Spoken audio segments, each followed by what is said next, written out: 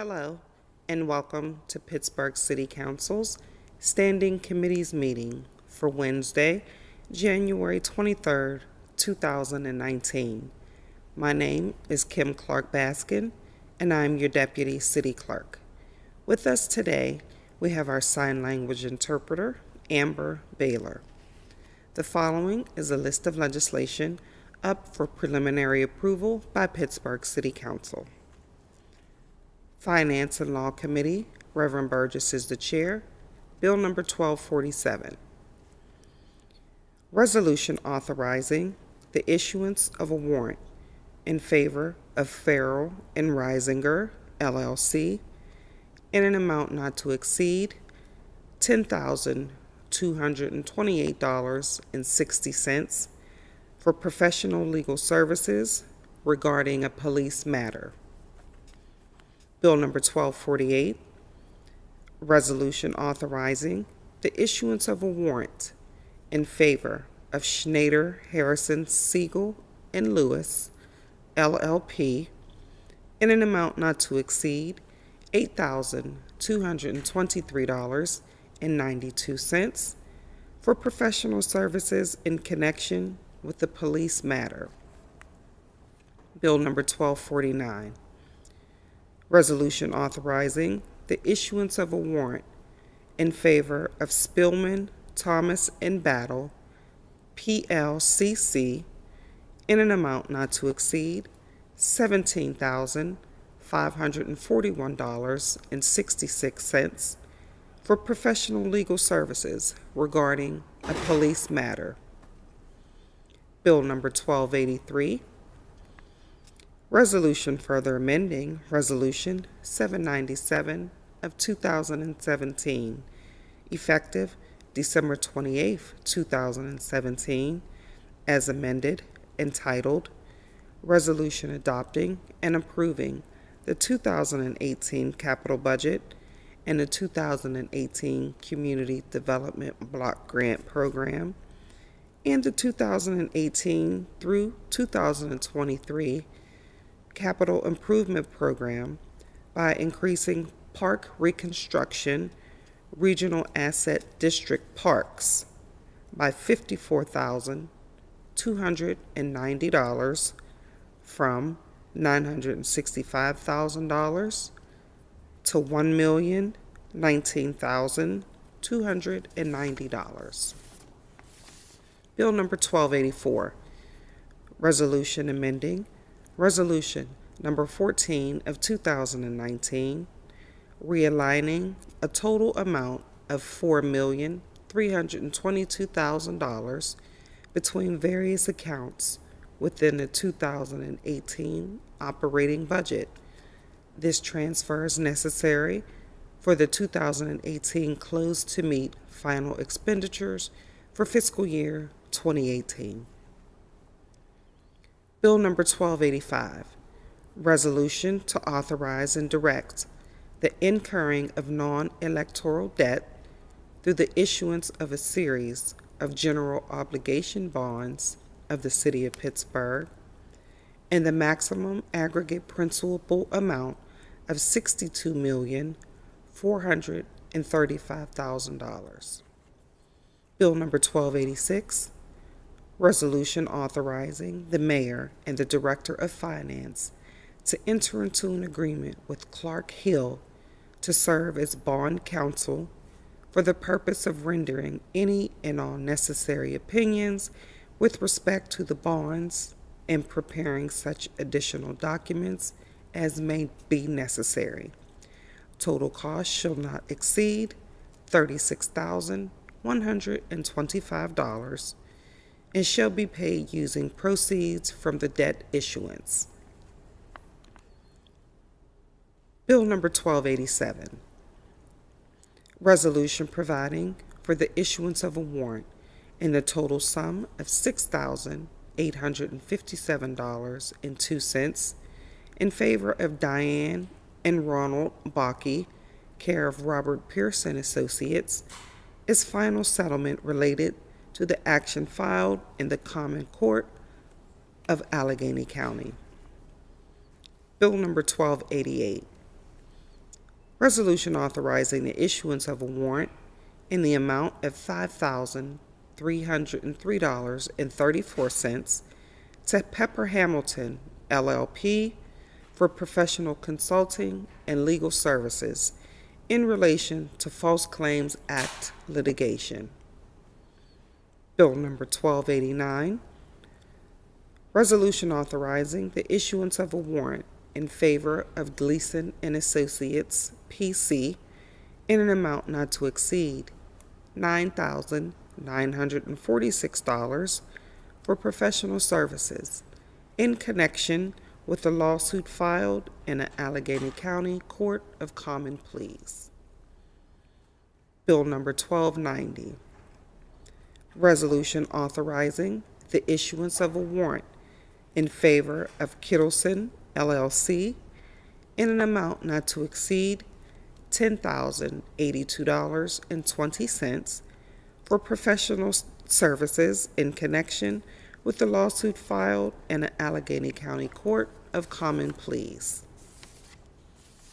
Bill number 1291, resolution authorizing, pursuant to Chapter 210, acceptance of gifts by the city, of the City Code, the mayor, and the director of the Department of Public Safety to accept a donation from Alcoa Corporation of $5,000 to be deposited in the Public Safety Support Trust Fund. Public Safety Services Committee, Mr. Lavelle is the chair. Bill number 1293. Resolution authorizing the mayor and the director of the Department of Public Safety to execute relevant agreements to receive grant funding from the Hillman Family Foundation, Nina Hamilton Fisher Foundation, to provide funds to support the creation and support of a domestic violence team housed in the Pittsburgh Bureau of Police, and further providing for an agreement and expenditures not to exceed $500,000 for this stated purpose. Public Works Committee, Mrs. Kell Smith is the chair. Bill number 1239. Resolution authorizing the mayor and the director of the Department of Mobility and Infrastructure on behalf of the city of Pittsburgh to enter into a license and operating agreement with HFT Management, Inc., doing business as Gateway Outdoor Advertising, for services related to installation, operation, maintenance, and advertising of transit shelters and associated street furniture. Bill number 1295. Resolution amending Resolution 701 of 2015. Resolution authorizing the mayor and the director of the Department of Mobility and Infrastructure on behalf of the city of Pittsburgh to enter into an agreement with PennDOT under which PennDOT will make improvements to and transfer Industrial Highway, approximately 1.2 miles of roadway, to the city, and the city will transfer to PennDOT two current city street segments, those street segments being Euclid Avenue from Baum Boulevard to Center Avenue, approximately 347 feet, and Center Avenue from Euclid Avenue to Highland Avenue, approximately 1,017 feet. Human Resources Committee, Mrs. Harris is the chair. Bill number 1292. Resolution authorizing the mayor and director of Human Resources and Civil Service Commission to enter into an agreement with Willis Towers Watson for services related to supporting the city with development and negotiation of employee benefits that are provided to city employees for a sum not to exceed $1,116,000 over 4 years and for the payments of the costs thereof. Intergovernmental Affairs Committee, Mr. O'Connor is the chair. Bill number 1294. Resolution authorizing a cooperation agreement providing for the transfer of funds not to exceed $6,750,000 to the City of Pittsburgh Equipment Leasing Authority for the purchase of vehicles, equipment, and accessories for use by the City of Pittsburgh departments and authorities. That concludes the reading of the legislation. Thank you and have a great day.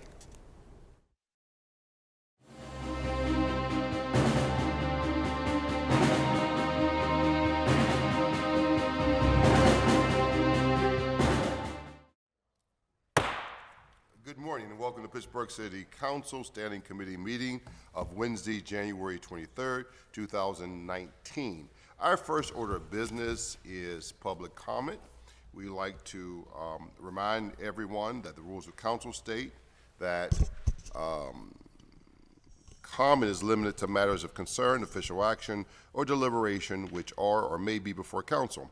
Profanity will not be permitted and order will be maintained at all times. Would the first speaker please take the podium? Is there any speakers today in front of us? It looks like I'm the only fellow. My name's Howard Phillip Jackson, HP Jackson, out here in the world today. I represent BPEP, Hazelwood Initiative, Center of Life, and the reality about what's going on with our young people today. I'd like to respond about the mayor's actions, and it's very positive. I remember before he was running for office, that was his main game, to go ahead and find a way to find out where the resources, where these weapons are coming from, all right? Because now our babies at 10, 11, 12 years old have weapons today, all right? And the reality of it is, it's not just a black issue, white issue, it's a humanitarian issue, all right? Basics on how are we going to protect our children for the future, all right? I mean, these incidences done happen. The mayor recognized me being in the media sometimes, like when a child just had his brains blowed out, or things happen in front of my mom's yard, you know, and I'm looking at people with bandanas on and just acting like they're these superstars in the media, okay, to eliminate life. And the reality of it is, we're doing things now to go into high schools and make them aware of it. But how can you have a child of your own, my grandson, he had his oldest cousin, 21, my oldest grandson, 21, 4 bullets in his head. After he's an athlete, a successful, being a champion for the city, all right, Alderdice. And then he has a classmate that he has for 2 years up at Alderdice. Wow, eliminated Susquehanna Street. All right, and then you got people just coming up with memorials and not even interacting with the family, okay? Because it's a human touch issue, all right? This is not a game and publicity, it's reality. And we have to go ahead and seek sources now to go ahead and prevent this tragedy because, see, I'm a Vietnam vet, all right? I know about life. And then for me, having the experience of being a professional model, also interacting and being a community activist, and just being a human being, to see how valuable life is, because these children today don't even believe they're going to live to be 16. Before they used to say 25. The reality of it is you got to support this mayor on this here gun issue, all right? You know, the transition is so out of place. The devil's there, you want to call it that. There's no spiritual format. There's no men today. It's all single parent, mostly females, and man has to go ahead and make a presence, all right? He has to make a presence in order to go ahead and help save our children's future. You know, you got to have a man in your life, and it's great to have mom, but you need that man, and we need you today, man. Thank you. Thank you very much. Next speaker, please. Next speaker, please. Are there any other speakers?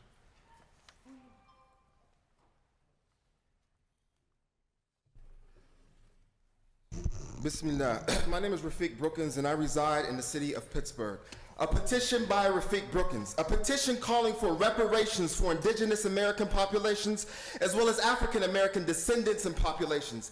This petition calls for the reparations for over 4.5 million American Indian, Alaskan Native, Native Hawaiian, other Pacific Islanders, as well as all of the 573 plus registered Native American tribes, all of which were viciously attacked and brutally murdered and butchered by the masses for hundreds of years continuing.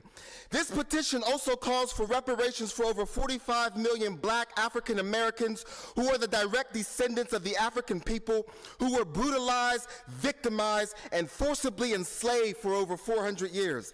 This petition calls for all banks in the world to provide access to emergency reparation relief funds in the amount of $100,000 per affected person per year for at least 2 generations. This will only begin to repair the damage and destruction that happened to these very beautiful groups of human beings that continue to scar them till this very day. This petition calls for all countries, governments, families, banks, corporations, and any other entities that directly or indirectly benefited and profited from the mass genocide and enslavement of the indigenous populations of America and the African American people of America and their descendants to contribute to this massive debt owed to these people so as to only try and begin to remedy such an abhorrent tragedy in human history. We are calling on Congress, all branches of the federal, state, city, and local governments to contribute to the dissemination of the funds to all associated parties. 50 million people, $100,000 per affected person per year. That's $5 trillion a year for 2 generations at least. Reparations for the descendants of the Africans who were enslaved since 1619 has been one of the recommendations in the report and on the working group of experts on people of African descent on its mission to the United States of America. Number 68 of this 2016 United Nations report states that despite the positive measures, the working group remains extremely concerned about the human rights situation of African Americans. In particular, the legacy of colonial history, enslavement, racial subordination, segregation, racial terrorism, and racial inequality in the United States remains a serious challenge as there has been no real commitment to reparations and to truth and reconciliation for people of African descent. Contemporary police killings and the trauma that they create are reminiscent of the past racial terror of lynching. Impunity for state violence has resulted in the current human rights crisis and must be addressed as a matter of urgency. Thank you very much. Thank you. Next speaker, please. Next speaker, please. Seeing no other speakers, we will move to the roll call. Will the clerk please call the roll? Mr. Coghill, Ms. Gross, Mrs. Harris, President Kraus, Mr. Lavelle, Mr. O'Connor, Mrs. Strasburger, Reverend Burgess. Here. 7 members present. Thank you very much. We will start with the Finance and Law Committee. Mr. Coghill is here. We are So noted. 8 members. Eight. 8 members now strong. We're going to ask the clerk to read bills on page 1. Bill read Bill 1305. Then on page 2, read Bill 1287, and then on page 3, read Bills 1288, 89, and 90. All of them call for executive session, so you can read them all together. Bill 1305, resolution authorizing the issuance of a warrant in favor of Tabitha Workmeister, her own behalf and as guardian on behalf of her minor children, in an amount not to exceed $80,000 in settlement of litigation, as ordered by the court as described in the full and final general release and settlement agreement between the parties. Bill 1287, resolution providing for the issuance of a warrant in the total sum of $6,857.02 in favor of Diane and Ronald J. Barkey as final settlement related to the action filed in the Common Pleas Court of Allegheny County. Bill number 1288, resolution authorizing the issuance of a warrant in the amount of $5,303.34 to Pepper Hamilton LLP for professional consulting and legal services in relation to False Claims Act litigation. Bill 1289, resolution authorizing the issuance of a warrant in favor of Gleason and Associate in an amount not to exceed $9,946 for professional services in connection with a lawsuit filed in the Allegheny County Court of Common Pleas. Bill number 1290, resolution authorizing the issuance of a warrant in favor of Kittleton LLC in an amount not to exceed $10,082.20 for professional services in connection with a lawsuit filed in the Allegheny County Court of Common Pleas. I need motion to hold for executive session. So moved. Need a second. All those in favor signify by saying aye. Aye. Opposed, there's nay. Let's exhaust that page, so we won't have to come back to it. On page 3, Bill 1291. Bill 1291, resolution authorizing pursuant to Chapter 210 of the City Code, the mayor and the director of the Department of Public Safety to accept a donation from Alcoa Corporation for $5,000 to be deposited into the Public Safety Support Trust Fund. Need a motion. Motion to approve. Need a second. Any conversation? It's pretty straightforward. Ms. Harris. Yes, what public safety fund is this? Pardon me? Which one is it that the money's going into? The chief is, the director rather, is here.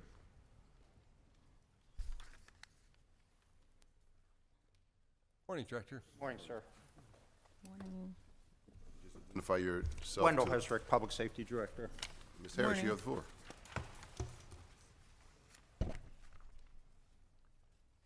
$5,000 for Macoa. Which fund is it going into? Which The Public trust fund? Safety Support Trust Fund. Which one is that? Public Safety Support Trust Fund. We have other trust funds in public safety. I was wondering what goes into that fund. You can get back to me if you have to. Yeah, I'm not quite familiar with this donation here. Okay, you can let me know. Okay. Thank you very much. Any other conversation? No other conversation. All those in favor signify by saying aye. Aye. Opposed, there's nay. Thank you very much, Mr. Director. Let's go to then the front page. If we'll read the first three that's Bill 1247, 1248, and 1249 together. We've already read 1248. 1247, 1248, 1249, page 2 and page 1.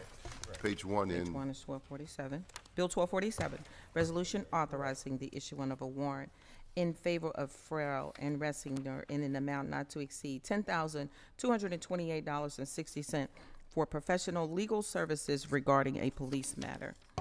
Bill 1249, resolution authorizing the issuance of a warrant in favor of Spillman, Thomas, and Battle, PLCC, in an amount not to exceed $17,541.66 for professional legal services regarding a police matter. okay, so that's 48, 47, 48, and 49? Read 48. That's what I thought, 48. Oh. Bill 1248, resolution authorizing the issuance of a warrant in favor of Snyder, Harrison, Segal, and Lewis in an amount not to exceed $8,223.92 for professional services in connection with the police matter. Thank you very much. Now, Sorry. that's okay. And a motion to approve. Motion to approve. Need a second. Any conversation? No conversation. All those in favor signify by saying aye. Aye. Opposed is nay. That takes us to page 2, new papers, Madam Clerk. Bill 1283, resolution further amending resolution number 797 as amended by increasing park reconstruction regional asset district parks by $54,290 from $965,000 to $1,019,290. Need a motion. Motion to approve. Second. Any conversation? Great. Ms. Harris.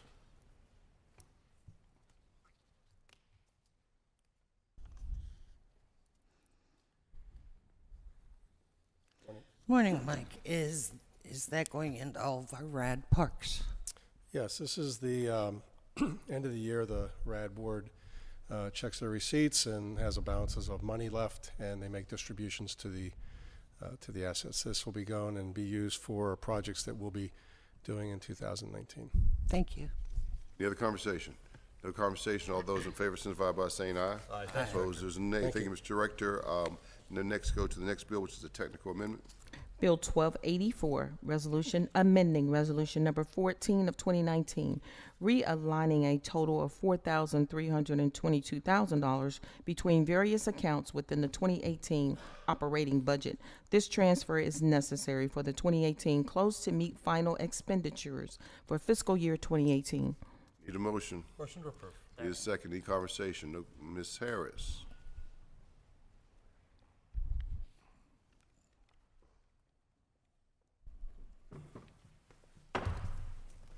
Morning. Good morning. Morning. Kevin Pauls, Assistant Director, Operating Budget. Okay. This is just realigning the previously approved legislation for the end of the year transfers. There were payroll corrections that happened after we submitted the legislation, so this is the increase for those corrections. Okay, so this is to correct the payroll, which was wrong? There were payroll corrections that happened after we submitted the legislation, yes. Okay, thank you. Any other conversation? No conversation. All those in favor signify by saying aye. Aye. Opposers, nay. You can read Bill 1285 and 1286 together. Bill 1285, resolution to authorize and direct the incurring of non-electoral debt through the issuance of a series of general obligation bonds of the city in the maximum aggregate principal amount of $62,435,000.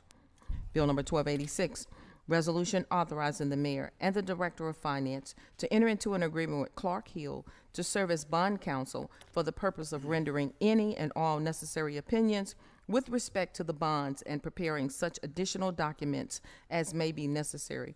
Total cost not to exceed $36,125 and shall be paid using proceeds from the debt issuance. I need a motion. Motion to approve. Need a second? Discussion. Second, I will begin this conversation. Those here with our, from the city on the bond would please come forward. We have, I have been part of the conversations of our bond rating and part of the conversations on the overall borrowing. I will give a little context. I was actually finance chair, I think 8 years ago, or 8 years ago, when we started this process of regular borrowing. And we set up this system where we would go out to bond in every 2 to 3 years and use those bond monies for our capital improvement, our capital budget, and our capital infrastructures. That's primarily what the bond is used for. And so we, the borrowing's always going to be around 60, somewhere in some number like that, 60 over 2-3 years, and then another 60. It was done because of our debt cliff, and it was a way of being fiscally responsible because we had less debt in the out years. So that's that process started, I think, 8 years ago. We made that decision under a previous mayor, and that bond, that strategy though has continued. It was with Act 47, the ICA. All of us sat in a room and decided this strategy, and so what you're seeing now is the continuation of a strategy that was actually agreed upon 8-9 years ago, and so you're seeing now the continuation. I just wanted to give you that history since I was in the room when this occurred. If you would identify yourself and talk to us about this borrowings. I'm Jennifer Gula. I'm the acting director treasurer of the finance department today, but also serve as the assistant director in absence of Margaret. This is a borrowing that was actually for capital projects that were already placed in the current budget, and it's just finance's responsibility to oversee the issuance of the bonds and to make sure that that we're being fiscally responsible and staying with the confines of our debt management policy. So. Good morning, Matt Stasinski. I serve as the city's municipal advisor. David Hutchinson, Assistant Director from OMB for the capital budget. In your opinion, is this the most responsible way to get the capital needed to fund our capital budget and for our capital budget projects? It is, and actually, Matt, if he would like, could actually speak more on that. But Yes, please. So, as you had mentioned, Councilman, that this is part of a strategic plan to issue debt, and I know that capital planning has gone through a very comprehensive development process of these capital projects and scrutinizing in a very scrutinizing manner. Of course, we are always contemplating whether or not the city has really one of three options: issue debt in order to fulfill these capital projects, pay cash for these projects, a portion of which you are most certainly going to pay for, not out of the $60 million, but certainly other capital projects you have set aside money to pay cash for long-term useful life capital projects, or not do the projects. Those are really the three options that you have. And again, this was all part of a very comprehensive strategy with regard to how to balance the issuance of debt, the use of cash, and fulfill these projects that that have been on the radar screen for quite a long time. I hope that helps. Yes, thank you very much. You want to add anything? I just want to say we really did go through the full 6-month CPFC process this year. We got a lot of really great input specifically from council offices, so thank you for working on that. We're also really trying to get better at expressing what our kind of longer term needs are, and so if we're in the planning stages for something now, we're going to need construction money in the future. So that's also part of our debt strategy, is figuring out what the responsible level is to get the level of service for all of our city residents on these assets. All right. Thank you very much, and thank you for your work on this. We'll start off our conversation, continue our conversation rather, with Councilwoman Harris. Good morning. Morning. This is for which bonds? The $60 million bonds that we are requesting you to issue this year. Okay, so that's over the $40 million that was just issued for a building that isn't necessary. Okay, so this will take us up to, in the last 5 years, $200 million, correct? I have never seen in 5 years, ever, bonds being taken out.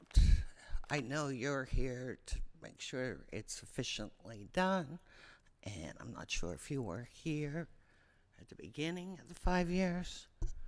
No, not in this capacity. Right. Okay, but I know the Reverend saying we go back 9 years with this. And I remember being in many of those meetings, and what we did is we used pay-go money. Were you here then? I've been here 3.5 years. Okay, so you weren't in those meetings either.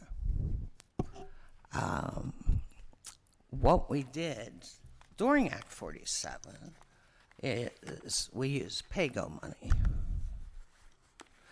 And this year, our debt goes down to, I believe, the lowest, so that we could start utilizing money instead of just paying debt. Instead, the $60 million will end up just being spent. We won't worry about saving money.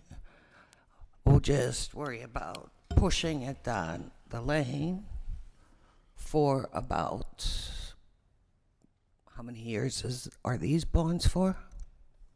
20 years. 20 years. So just on the $60 million, what will the cost be to the city on that $60 million? Approximately, just ballpark. I don't have the debt service. If you give me a minute, I might be able to find it while you're continuing the Well, conversation. while you're looking, could you look for the $60 million and also $200 million over the 20 years? What will the debt to the city be? I think I can answer that question. The current outstanding debt, what you currently have in place, not the $60 million, the total repayment of all the debt that you have outstanding, which And is, interest, everything. including interest, is Okay. just under $500 million. Just under That's- $500 million. That's the total over the outstanding life of those existing bonds. So again, I think I had forwarded to council a list of the city's outstanding debt, and hopefully you had an opportunity to see it. 1998, what remains of the city's pension bonds is $142,685,000. There's 2012, 2014, 18, roughly $42 million would be the city's outstanding profile after this debt issuance. So if you subtract 60 million, you get to $380 million existing. 142 of that is the pension obligation issued in 1998. I mean, when the mayor first came and needed $60 million, I could understand that because he was a new mayor and wanted to do some projects. But since then, we are up to $200 million, and without this bond, a payback over it is a little less than $5 million.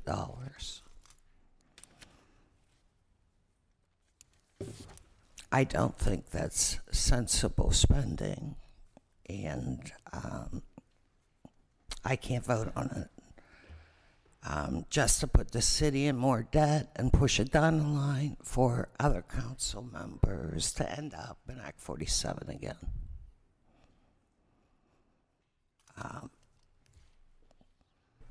I asked for at this meeting, well, I asked for it to be given to me before the meeting.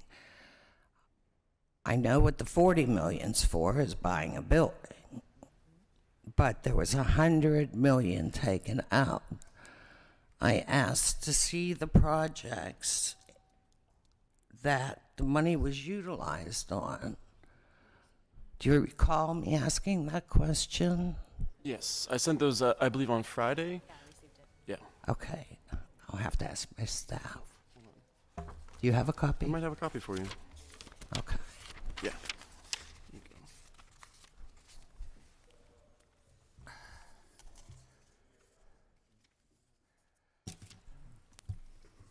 Oh, you reviewed that? Okay, now I could just start with the steps. They last 20 years. Some of the constructions can actually last closer to 50 with good maintenance.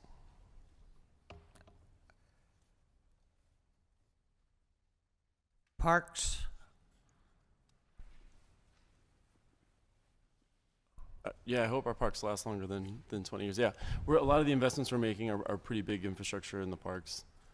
Okay, this tells me what, but it's not telling me what is being done with the money, like I asked for. Is there a deliverable column on that spreadsheet? I don't see it. Okay, I can rerun it with the deliverables. So if then. you would, I would really appreciate it. Yeah, that'll tell you the exact location, and then also there's in the capital budget for each one of these, we identify the specific location for each of the deliverables, and then the fund source. So if you're looking for, the specific park projects that were bond funded, you can go to the bond project in the capital budget, and it should list which ones are bond funded. Okay. Or the park reconstruction, excuse me. So get those papers to me. I would appreciate it. But I cannot put us in any more debt. I watched the last administration use pay-go monies to try getting us out of debt. And now within 5 years, we're up to $200 million.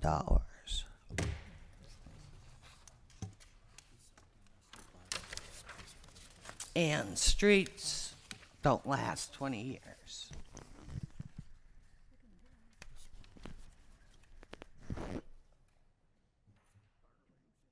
Okay, so. Thank you. Thank you very That's all much. I have right now. Mr. Connor? Just quickly, so last time we did this, it was 60. We did it 30 and 30. Is that how we're going to spend it? I'll defer to Oh, Dave. yeah, that's how Yeah, we thi- usually spend it. This right? year, we're just doing the 1 year, so it'll The be 1 year. 60 in 2019. Okay, so just a question.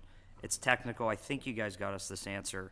The bond in front of us actually says 62.4. Can you just explain why you have that? I'm sure it's, for markets and different things like that, but could you just explain why it's 62 opposed to the actual 60? By all means, thank you. I know it's bear with me if I use some industry vernacular because it is part of the process. When we ask council to approve the legislation, we approve it with a not-to-exceed amount. And when we issue that and if council were to approve the legislation, there's an exhibit attached that shows not-to-exceed amount by maturity. And when the orders come in from investors, and there may be 30 to 40 orders from different investors of various types, which I referenced in the document I forwarded to council, you're trying to mix and match different couponing and different premium or discount bonds.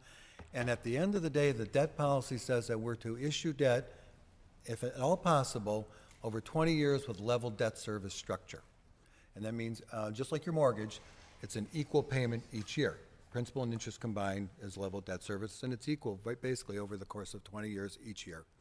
As we go through the process of that pricing, in order to make sure that we achieve the maximum, or we'll call it the optimal solution on behalf of City Council, we may need to move slightly some bonds. And all we did was very simply was add $100,000 worth of bonds in each maturity as an increment to allow for some alteration to that not to exceed schedule that was included in the Exhibit B of the debt resolution. So it's really to provide, that's the first purpose, again, is to provide minor alteration between the different years, so we don't have to go back to council in order to accept an order and start the process all over again. So that's one reason. The second reason is, and there was a visual aid I hope that council had an opportunity to see, bonds are sold at premiums, par, or discounts. And where in some points in the marketplace, and you have some, we'll call it established level of comfort, that for the most part, the industry is buying bonds with a premium. It has been the case for a number of years, but more recently, we've seen some sizable orders buying bonds at a discount, meaning they're paying $98,000 for $100,000 worth of bonds. In order to solve that problem, in terms of, we'll call it making sure that we deliver to you $60 million available for projects, cover cost of issuance of roughly, and again, I've estimated $435,000. I expect that to be high. I expect that to come in less than $435,000. But in order to deliver to the city $60 million and $435,000, we need a little bit of cushion in case someone comes in with a $40 million discount order that would, we'll call it, compromise the sale. And it's a good order that we want to accept. We would not be able to accept it if we didn't provide for a little bit of overage. We're not issuing any more. We're not doing any more than $60 million in capital projects. It just helps us solve the equation if someone wants to present to the city a discount order in the course of all the orders. And when we tally them all up, we're trying to make sure we will stay below $62,435,000, but we need a little bit of cushion. Case, right, yeah, and that's what I just wanted everybody, I think I was briefed on this as well, as why it was 2.4 more than 60, but it does make sense to give us a cushion, like you said, if something comes in higher or lower. So I just wanted everybody to know that we're not spending 62, we're spending 60, but that's there just in case. I'm good, thank you. Thank you very much, Mr. Coghill. Yes. So Matt, thanks for meeting with us. What was it, last week? It really helped me out, I could tell you. So our rating right now is AA? You have a A+ from Standard & Poor's, an A1 from Moody's, and a AA- from Fitch. Okay, which fare pretty well. Those are good ratings. Right. And our rate on this money is 3.5%. That's our preliminary estimate. When you tally up all the interest rate and the cost of issuance, we're at an all-in TIC of roughly 3.5%. That's correct. And, initially, I'm always, I don't want to borrow any money, but I understand bonds, and bonds are really, 3 generations from now, if we fix a bridge today, first of all, like Matt said, we don't have the cash, as far as I know, to pay for these things now. I have infrastructure problems, and I know other council members have major infrastructure problems that are going to need fixed within the next 1 year. But, 30 years from now, this type of project is going to be used by, our unborn children right now, and it's only right, and they'll be doing the same thing. So it's not uncommon, I guess is what I'm asking, Matt, for cities to take out bonds. And will our rating be affected by this 3-year or 5-year plan we have? So we, thank you, Councilman. Yeah. That's an excellent question. Any issuance of debt is always considered a credit negative. No different than any time you borrow in your personal lines of credit, it's a credit negative. The question is, have you sufficiently provided for the repayment of that debt? How is your overall debt profile based upon your history and where it currently stands and what it looks like going forward? I would tell you that we do that analysis as part of this process, and when we present to the rating agencies, we're presenting to them various comparable cities like Baltimore, Cincinnati, Kansas City, Buffalo, cities of comparable size, and we're measuring your debt metrics based upon total debt, but also based upon debt service as a percentage of your operating budget.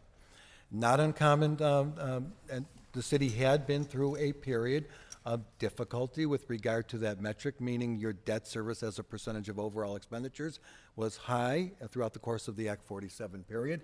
It's come down materially, and you are now below the targeted level that this council previously identified as 12% of expenditures. Kudos to this council and prior council members for the hard work you've done in getting to this point, because it's difficult, we know that.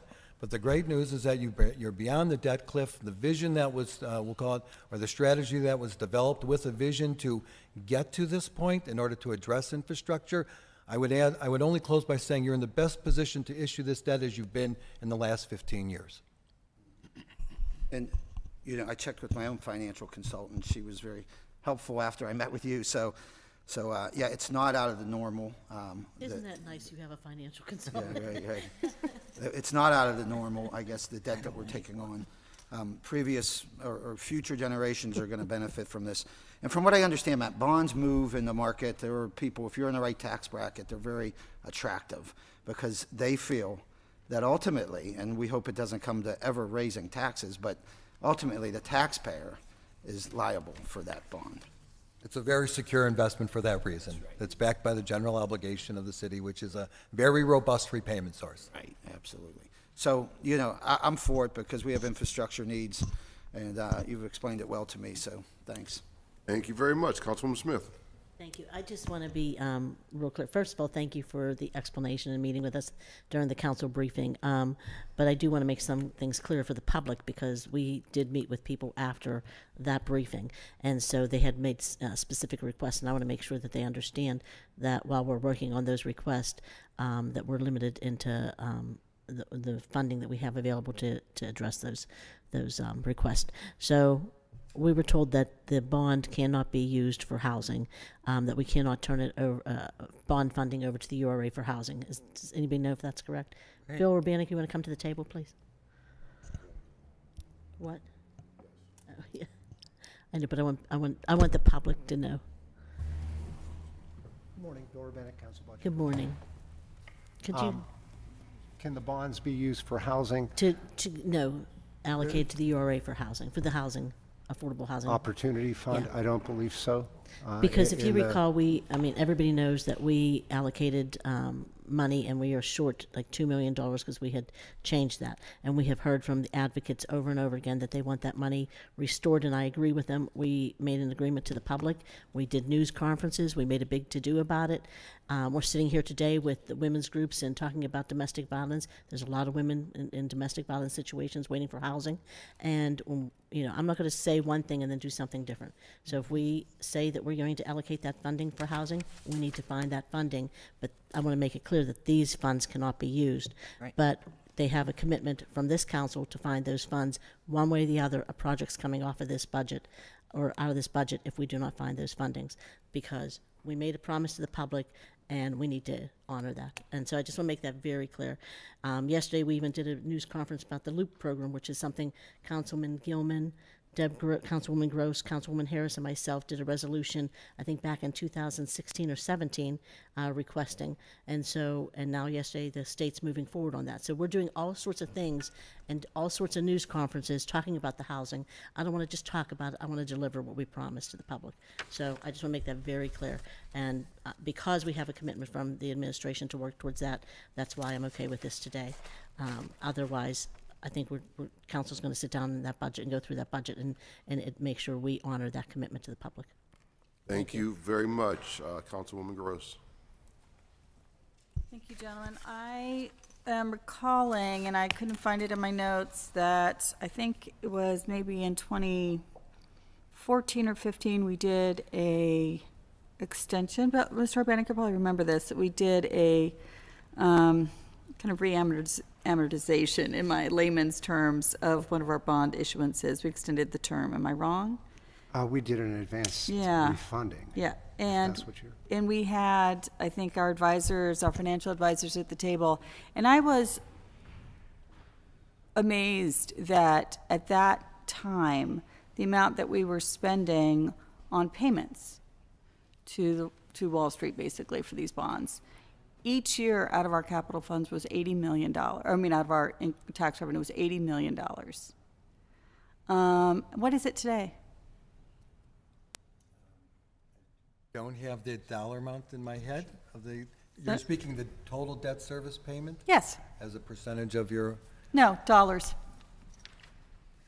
so we're around 10% of your expenditures, which, I hate to guess at a meeting of this nature. Can I get back to you with that answer?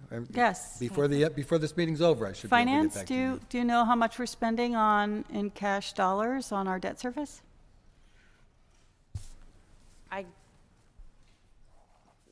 I'm going to offer the same answer as Matt, but I could actually get you a hard figure. Director of the Office of Management and Budget, do you know how much we're spending on our? I don't know the exact number. It would be in Service? the operating budget. I feel like it's around 50 million. About 52 million Okay. is what that's. I was gonna say I would say that's a good estimate, but if I would be more exact and give you that exact figure. Yeah, 53. 53 Kevin's correcting me, so million. we're between 52 and 53. 53 million, so I apologize for that, but I think it's an important number to keep in front of all of us, and for us to be able to say to the public who are listening or pay attention to this issue. So we've gone down $30 million in the last 4 years on those payments, but so we're still we're asking today, right? We're being asked to vote on borrowing $60 million. We're paying $50 million a year in cash. Last year, this year, next year, for this debt. So that while some people will say, it really isn't fair. We can't go out and spend every dollar, right? We couldn't hypothetically go out and spend $500 million on all these long-term projects because we wouldn't be able to spend all $500 million on the things that we need today, right? So you can't ask everyone to empty all their pockets to pay for all of the long-term expenditures that need to be paid for. And so some people argue it is right to kind of spread it out over. It's a 50-year life cycle of the park, or certainly not the roads, but the kinds of assets that we're being asked to spend money on. Stabilizing hillsides, for sure. City facilities, which will have more than a 50-year life cycle. I think it's right to kind of spread that burden out over the life of the asset so that today's taxpayer isn't trying to pay for it all. However, the other side of that argument is, just like with your household budget, you don't want to take out so much debt that you're really blowing money to the bank when you could be paying for it out of pocket. And so I'm kind of struggling with where we are in the middle here. So while 12% sounds like a good number, it gives me pause still to say, yes, we have higher revenue, largely in terms of higher property values. You see a lot of real estate investment in too many of our neighborhoods. It's too much gentrification all in one place. We're hoping that other neighborhoods, we can spread out that development and find the right place where neighborhoods are getting what they need, and people aren't displaced for either too much poverty, concentrated poverty or concentrated wealth. But at the same time, it's possible that we cut and slashed so much under Act 47. We dramatically brought down our annual expenses, and I think those are going to need to come back up somewhat. How many of us council members are constantly mad at permits, licenses, and inspections because we feel that there isn't enough staffing there to meet our needs? How many council members have complained about the Department of Law because there isn't enough resources and time and personnel there to meet our constituents' demands or our demands? How many I know Councilwoman Smith is not very happy with the Department of Planning right now because she says there's not enough personnel there to show up in her neighborhoods and do what needs to be done. And we haven't actually done community plans. So I'm still really struggling with where we are in those needs. I went to the capital budget meetings.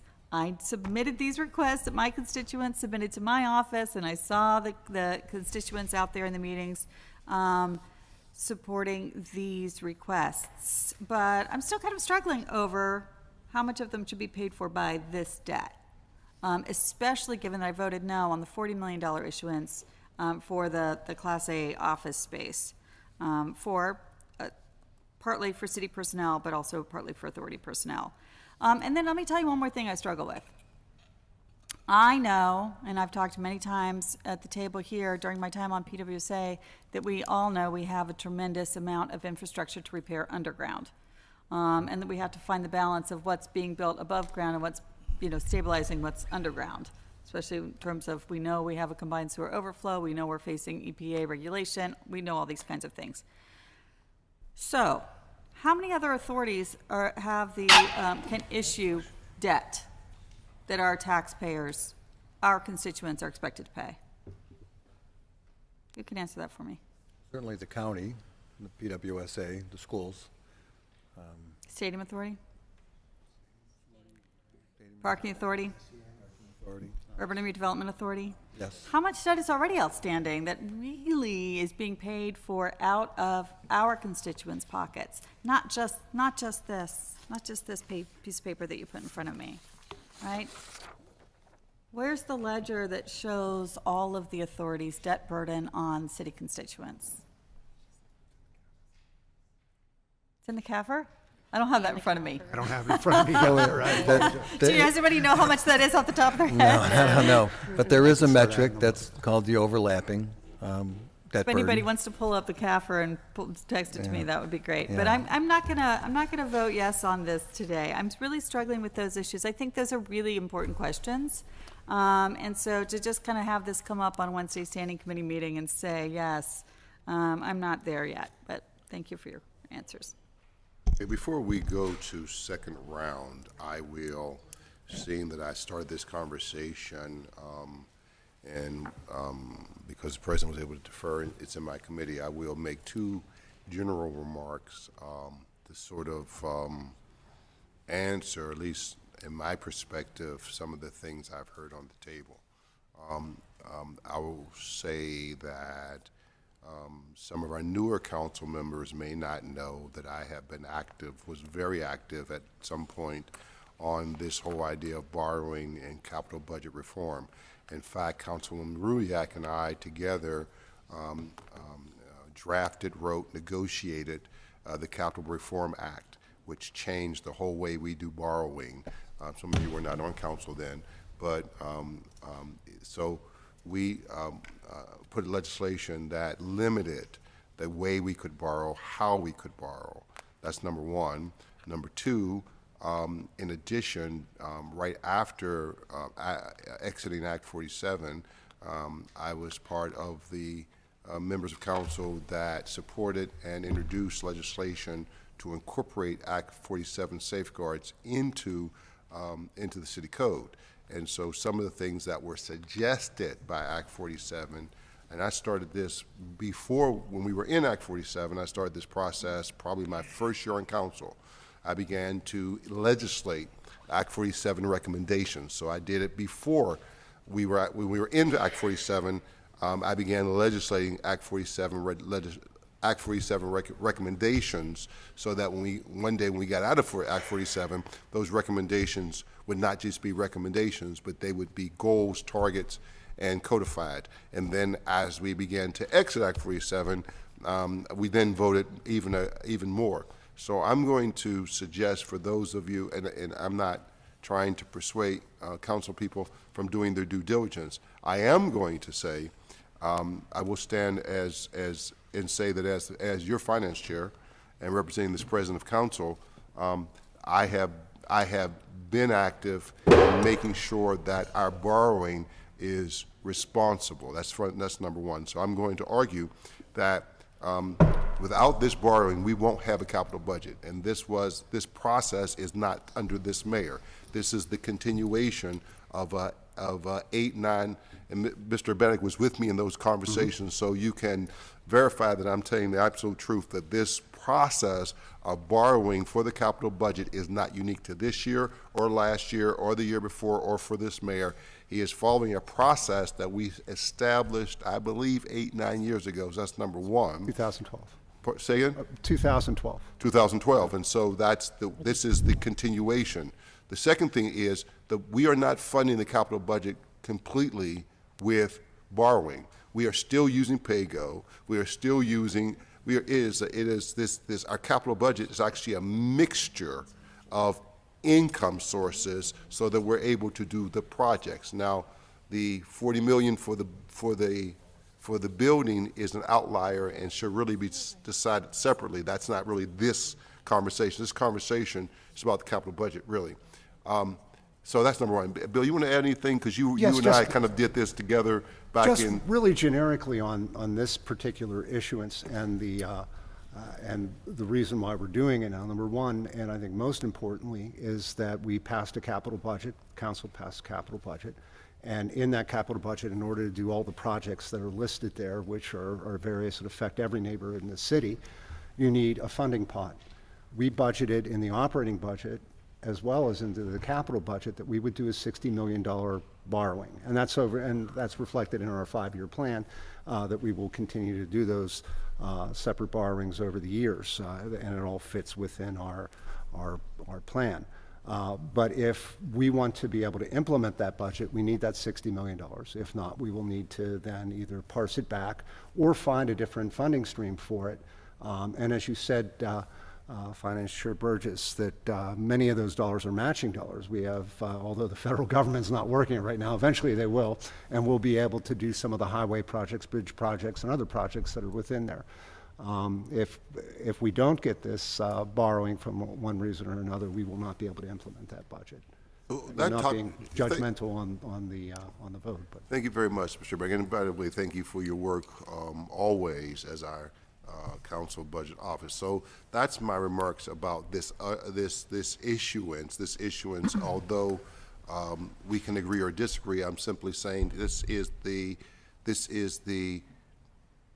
normal outcome of a process that we established many, many years ago. This is the next installment of a process that was in place since 2012. Is that what? Yes, sir. 2012. That's number one.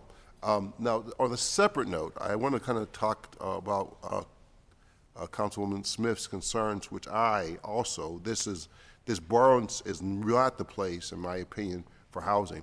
But I do think the answer, and Mr. Lavelle and I, we agree, and hopefully you too agree, the real issue with housing, if we are serious about reducing the number the 27,000 of people who need affordable housing, if we want to increase affordable housing in a responsible way in this city, the answer, at least Mr. Lavelle and I believe, and I think members of the URA agree, the real answer is to do a one-time borrowing. And it is the $10 million that we have set up. If you look through the line items, most of that money goes to people, not to brick and mortar, right? It gives rent rebates, it gives owners, and all those things are important. But they will keep people in their present homes, right? But it won't add to the number of affordable housing, and we don't have enough. The federal government and the state government does not give us enough funding ability to fund enough affordable housing at the scale that's needed, right? And things like things like 4%, which have a higher gap, those things that can be done more quickly and efficiently without competition. So I'm going to use this as an opportunity to suggest Mr. Lavelle and I have met with the administration and the URA to say that we believe, and I hope council will agree, that the most responsible thing for us to do is for the URA actually to take out a bond for brick and mortar, around between $60 and $100 million one-time issuance specifically to fund affordable housing. Or use their surplus. But to create a lump sum of dollars, because we need to be able to build 400 or 500 units at a time over the next couple of years, to have multiple projects. If you look at Larmer, Larmer is 400 units, but it's done over 5 years. And if you could do, if you could do Larimer 10 times, right? If you could do 400 units of housings in a neighborhood 10 times in our city, if you could do one in the West End, and you could do one in the North Side, and you can do one or two in the East Side, and one or two in the Hill, you know, if you do 10 of those, then you have fundamentally changed, and they're mixed income housing, and they will then leverage private dollars, and they will rebuild neighborhoods. They will also attract business districts. They will just be, it will be cathartic and transformational.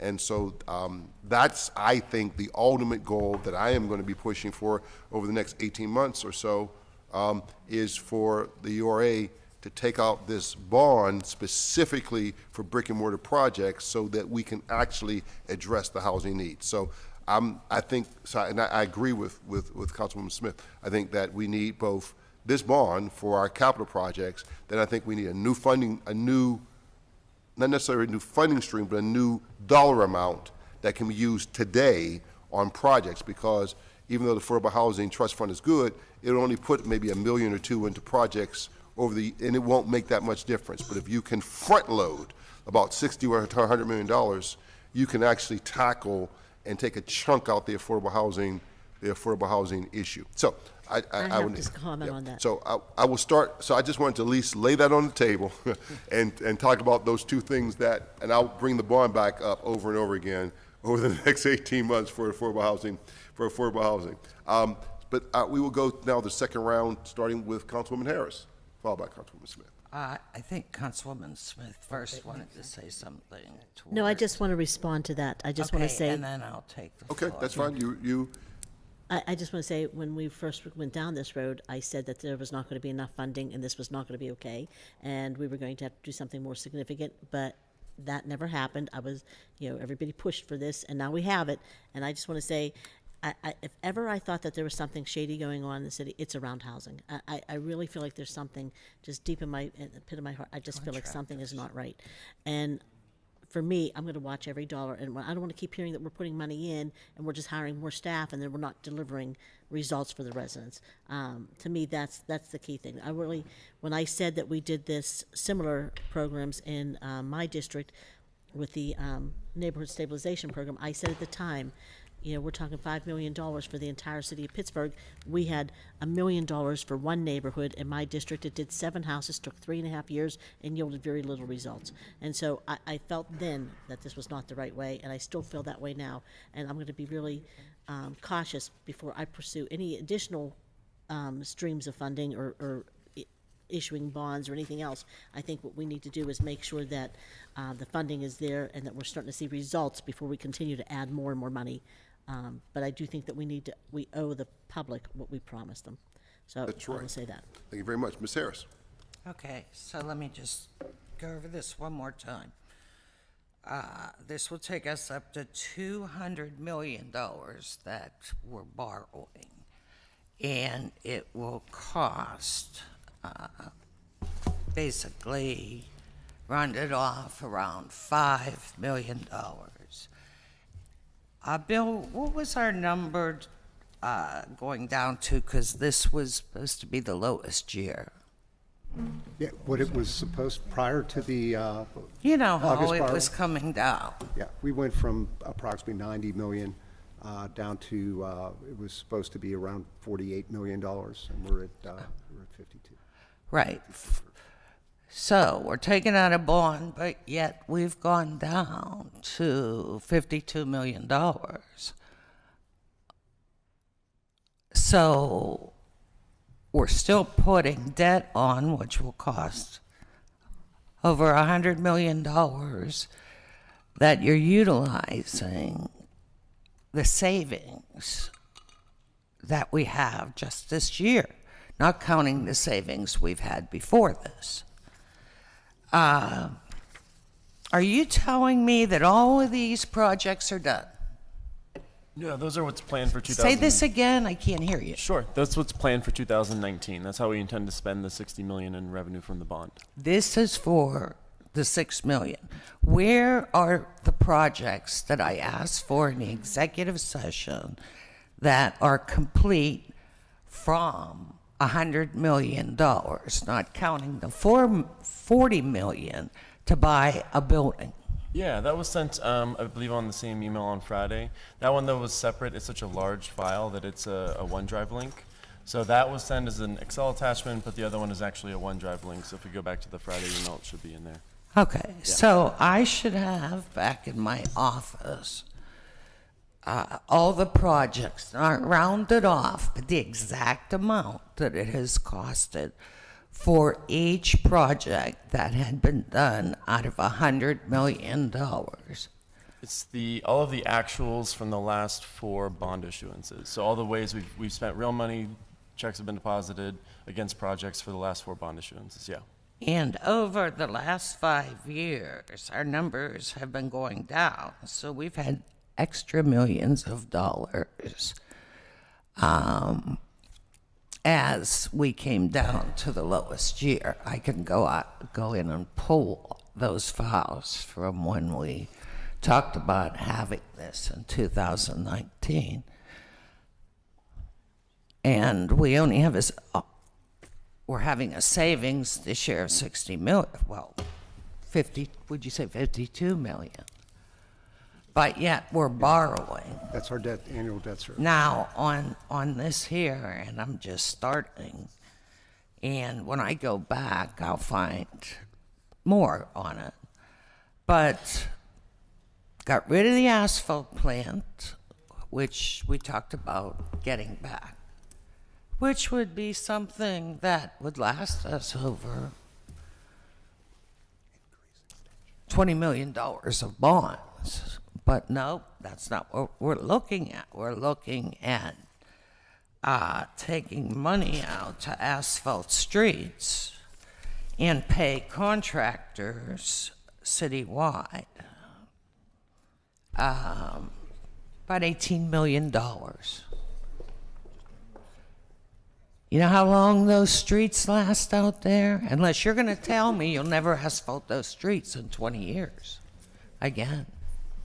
Well, I mean, best practice, Not the best practice. The best practice is to utilize what you have. You should watch our money in the city the same way you watch your own money. And people have a tendency to only around budget time think, oh, and then ignore it the rest of the time, and then the next year we come up and we're in debt again. And it's costing us $5 million. So if it's costing us $5 million, and we would have had $52 million this year to spend, I don't believe is responsible. Just like when we voted for the $10 million for housing, as Councilwoman Smith said, they pulled, and I couldn't really look over this because I had some issues at the time when my mom was dying. But I have looked at it. And as you put 10 million in, you took 10 million out of, or 5 million out of housing. And then once the community found that, Dan Lavelle put $250,000 back in that. But it's still $250,000 down. This money is being spent on things that are not going to be at the same So you made your concerns. as this project. I mean, we have $52 million this year savings, but yet we're borrowing $60 million to make it $200 million. That is not responsible at all, and I am not going to vote for this. Thank you very much. Any other conversation? Seeing no other conversation, we will go with a roll call vote. If the clerk would please call the roll. Mr. Coghill. Aye. Mrs. Gross? Abstain. Mrs. Harris? No. President Kraus? Aye. Mr. Lavelle? Aye. Mr. O'Connor? Aye. Mrs. Kell Smith? Aye. Mrs. Strasburger? Aye. Reverend Burgess? Aye. 7 yes, 1 no, and 1 abstention. Thank you very much. Thank you very much for your time. We're going to go now. We have both the chief and the public safety director here. We're going to go to the Committee on Public Safety Services, so as I can get my fingers to flip through the papers. On page 7, we're going to go to Public Safety Services. Mr. Lavelle is the chair. We have a new paper. Bill 1293, resolution authorizing the mayor and director of the Department of Public Safety to execute relevant agreements to receive grant funding from the Hillman Family Foundation, Nina Hamilton Fisher Foundation, to provide funds to support the creation and support of a domestic violence team housed in the Pittsburgh Bureau of Police, and further providing for an agreement and expenditures not to exceed $500,000 for this stated purpose. I need a motion. Mr. Lavelle? Second. Second. Mr. Lavelle? Thank you. This is actually a really wonderful thing being done by the Hillman Foundation. This is, as we all may know, we get about 13,000 domestic calls a year in the city of Pittsburgh, and this 500,000 will be dispersed over 5 years to go support a new sergeant, a new detective, and a new clerical specialist who will then specialize in addressing these concerns. It will also expand and increase our capacity and our relationship with the women's shelter that also works to support these victims. Does you want to bring up? I do. I do So too. if the chief and the director and the women, the people from Women's Shelter who are our partners, if you would please come forward. And we get you another chair if necessary. Put another chair up.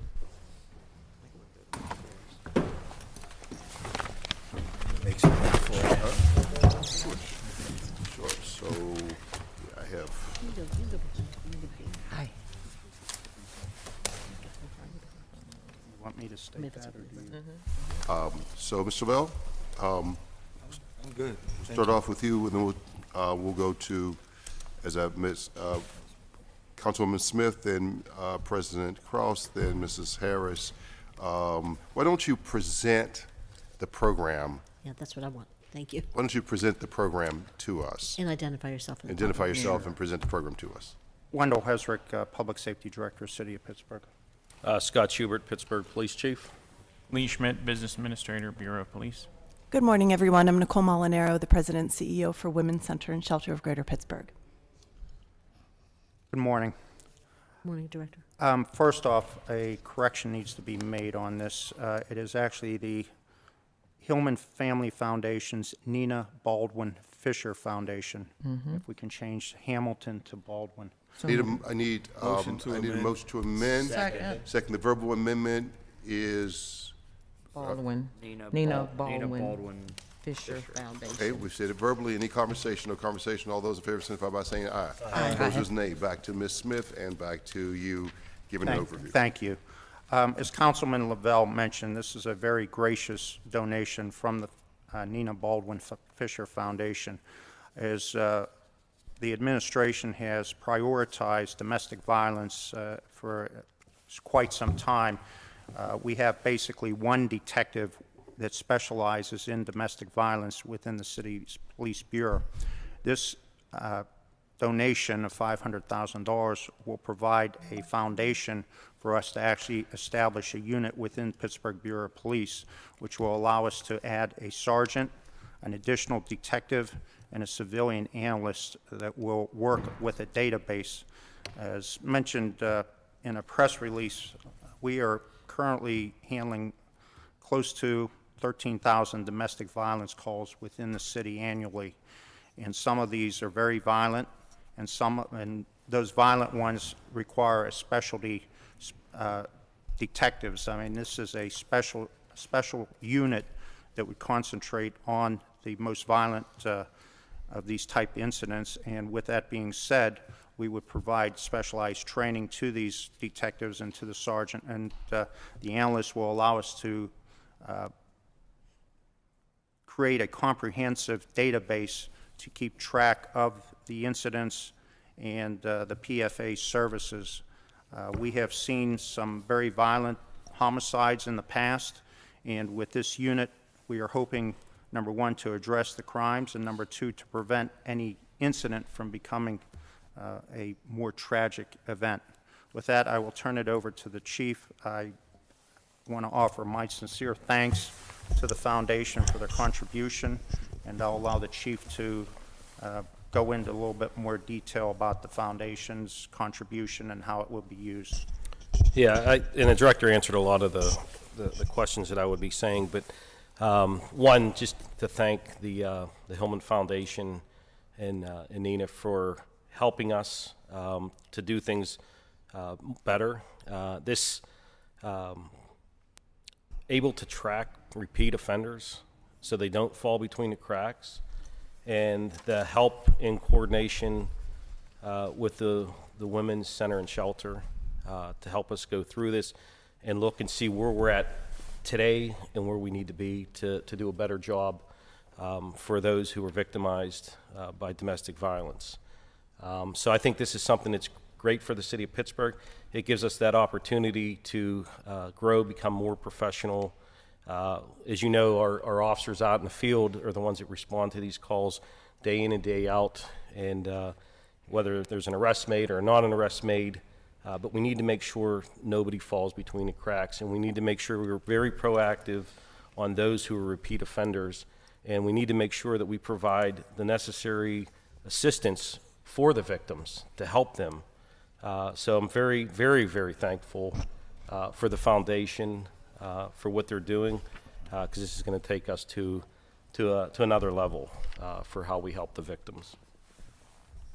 Okay, so I just, I do have a few questions. You know, this is something, I think I've talked about this many times before, that is very obviously near and dear to my heart. My sister raised two of her nephews. Her sister-in-law was stabbed 4 times by her husband in a domestic violence and killed. And so my sister raised her nephews. And there were no obvious signs at that they know of. I mean, he was a pilot, she was a nurse practitioner, and they had this great family life, so they thought. And so I don't know how that helps people in those kinds of situations to even identify when there may be a problem, because family members certainly didn't know. So that's a concern for me. And Kim in my office does a women's mentoring program for a lot of domestic violence people up in Banksville.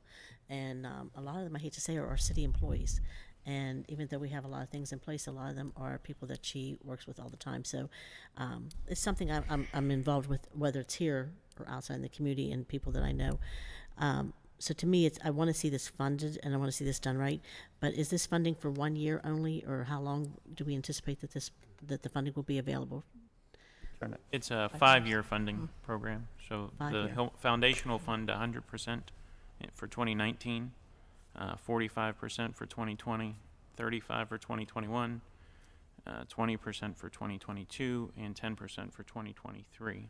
And then at that point, and how is the funding divided? I know you said additional personnel.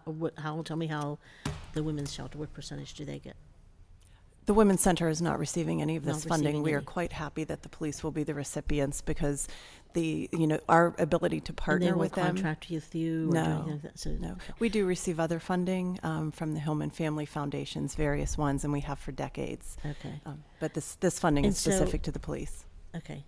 And so, so I'm glad that, because I was wondering if we had to worry about the funding for next year, and so I'm glad it's for 5 years.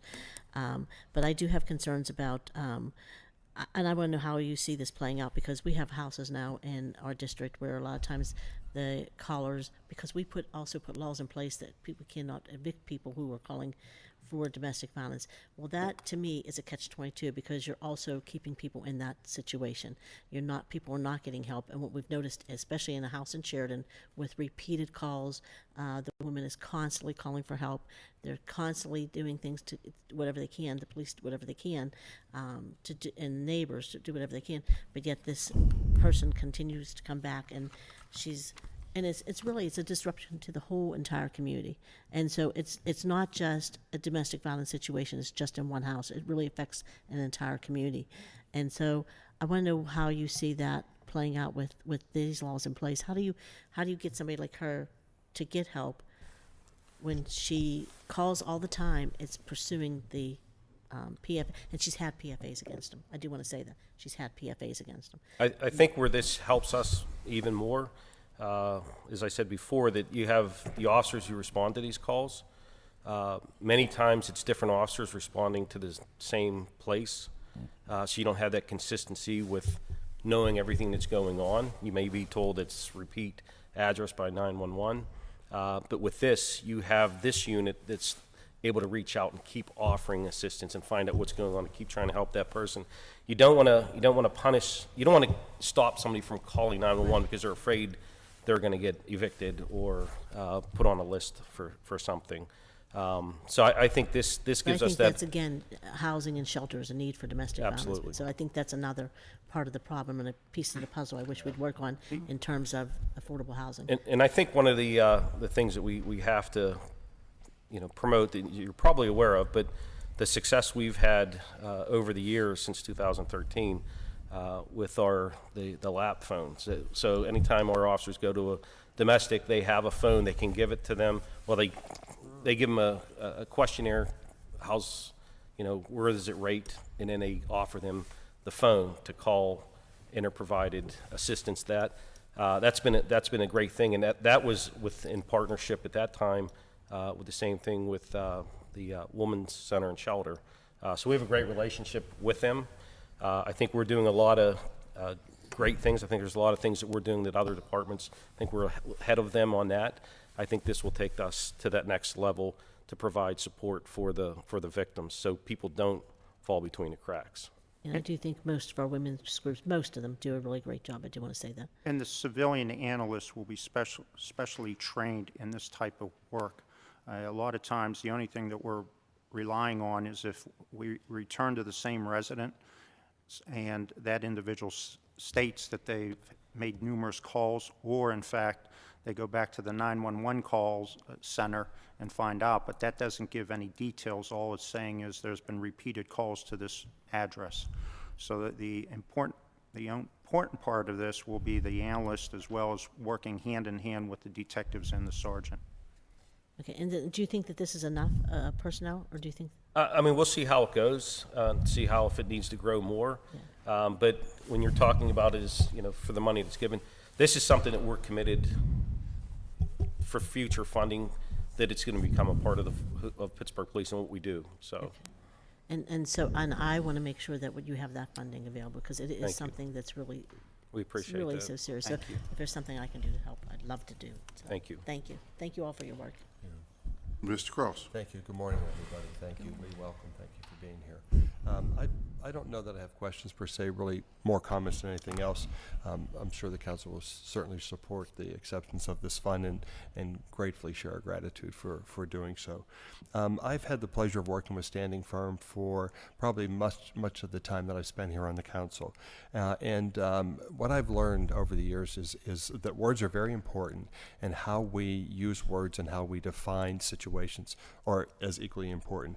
And I've always thought the term domestic violence was very limiting in that it makes us think that violence only happens in the home place and that it only happens between intimate partners. And we have seen time and time again that that's not true.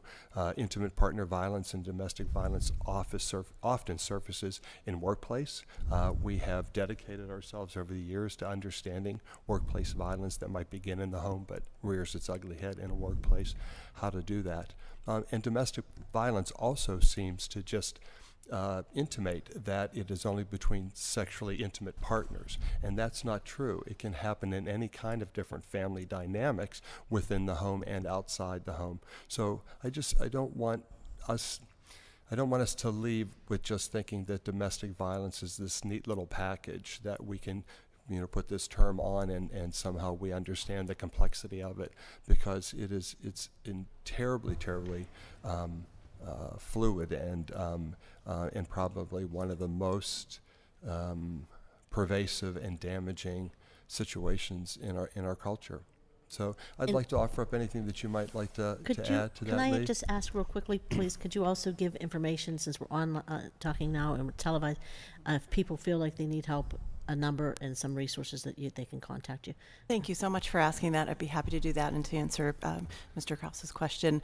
Women's Center and Shelter is one of 4 domestic violence programs and partner violence programs, we should say, in the county. And you can reach our hotline by calling 412-687-8005. You can call and we can accommodate any language.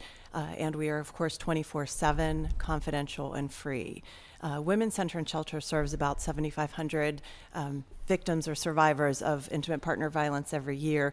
We were very proud to merge Standing Firm into our operations last December, and I do really like their terminology used, which is partner violence. And I also hear what you're saying about domestic violence really can happen among any people who live together and typically in a family situation. So when we're talking about intimate partner violence, domestic violence, et cetera, we are talking about the use of a power and control within a relationship. And oftentimes the manifestations, of course, that we most visibly see in what's against the law include physical abuse, stalking, strangulation is very commonly used and often can lead to near lethality or lethality as well. And then there's a spectrum of other types of abuse, of course. Emotional abuse, spiritual abuse, financial abuse is very common. And it is extraordinarily complex. I appreciate your comments on that earlier because it is very complex and can oftentimes requires a lot of help and support from a myriad of different people to really be able to escape the relationship. So we've been very proud of our relationship with the police, specifically around the lethality assessment protocol that the chief referred to earlier that started in 2013. We receive about over 1,000 calls every year through the lethality assessment program. About 70% of them are clients who are new to Women's Center and Shelter. So to get back to your question about identification, that's huge. That's a huge number of new clients through this partnership. So we're very happy to be able to have the opportunity to build on the success of the lethality assessment protocol or program to be able to help additional victims who are being served by the police and responded to by the police. Yeah, may I just, and then I'll turn the floor to you, I promise. So the reason I brought that up, Lee, is to stress the complexity of the situation and how important our understanding of the complexity of the situation is going to be in our training platform, and that I don't want any of us to ever be so narrow-minded that we think, oh, this is what that is, because it isn't just that. It is this huge monster of violence that takes place between people in all kinds of different settings. They may tend to start in the home, but they can manifest themselves in any number of different ways outside the home as well, too. So again, thank you so very much for your enlightenment and your awareness and the understanding of just how very important this problem is.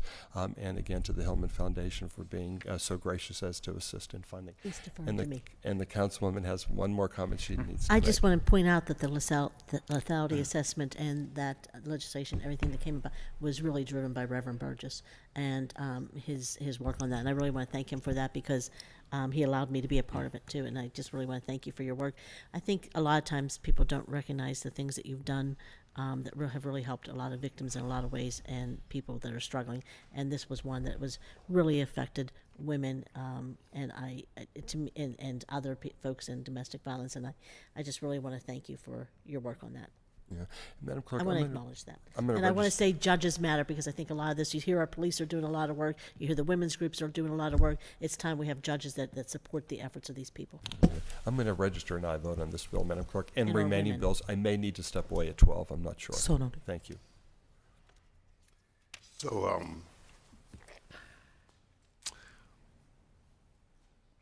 two things happened. I don't really talk about it publicly. My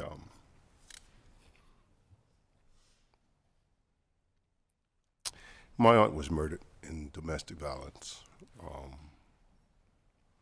And because of my aunt's murder, my mother had a nervous breakdown from which she would never recover and was ill for 30 years. And so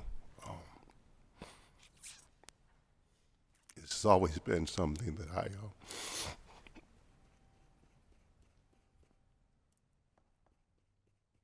been concerned about.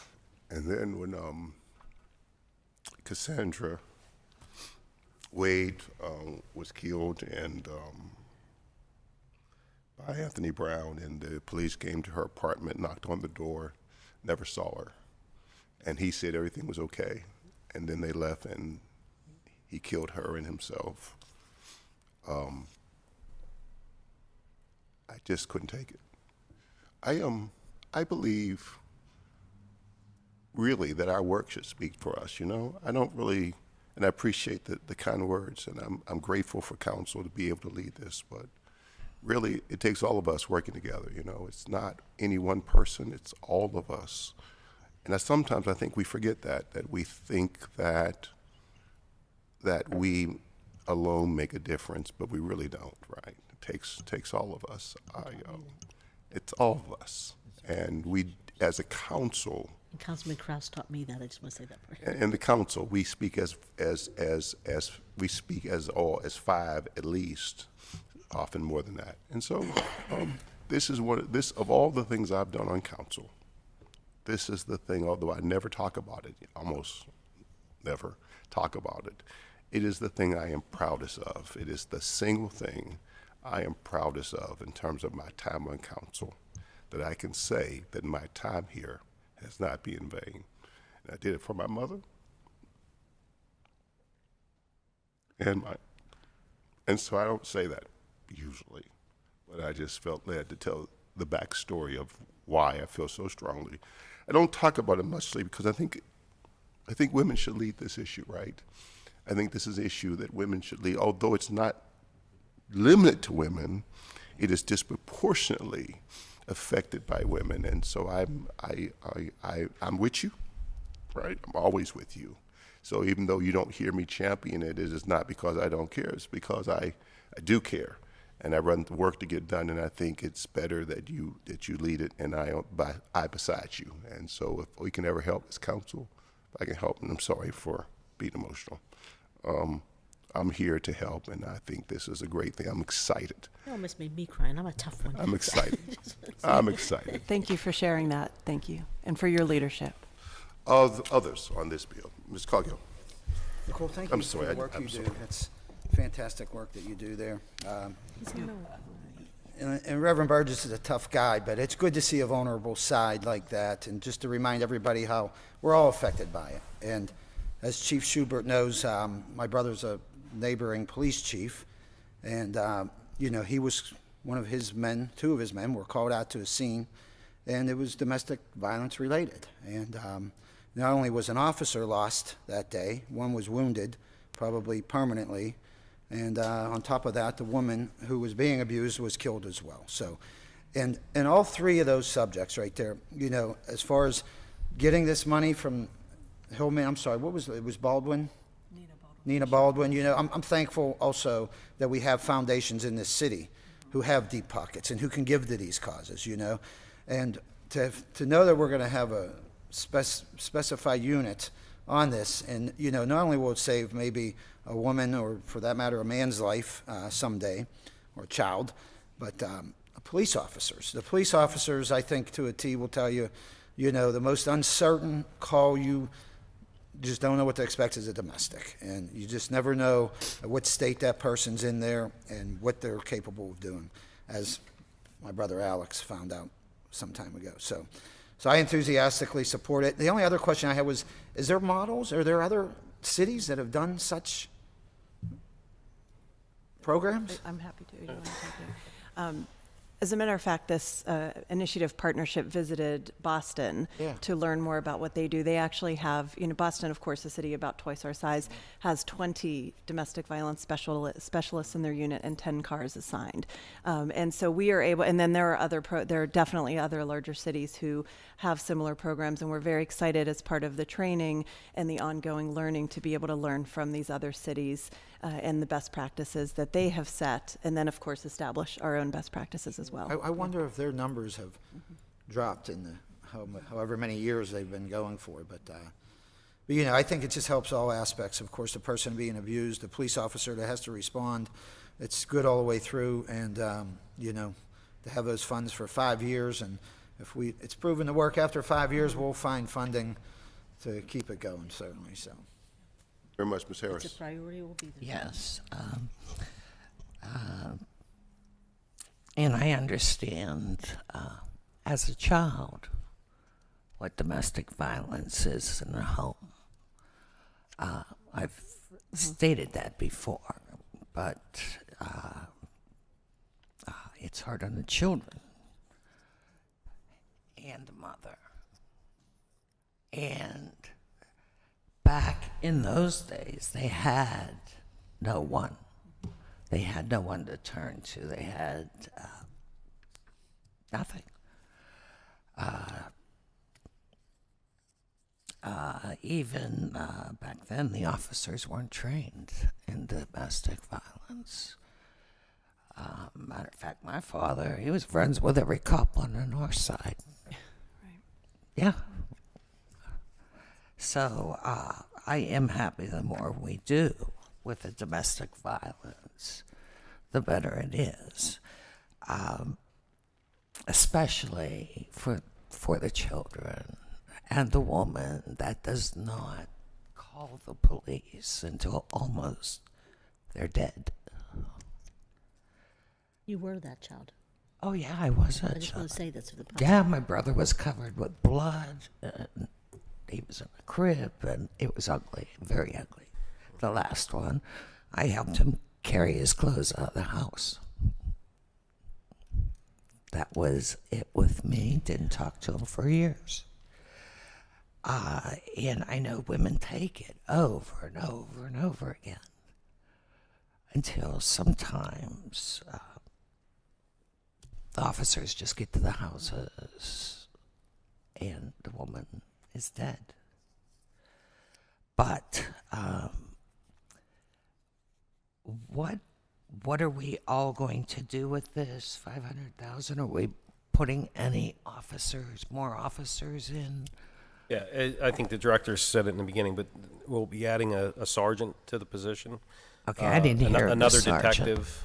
Okay. And a civilian analyst to work with the one detective that currently does our LAP.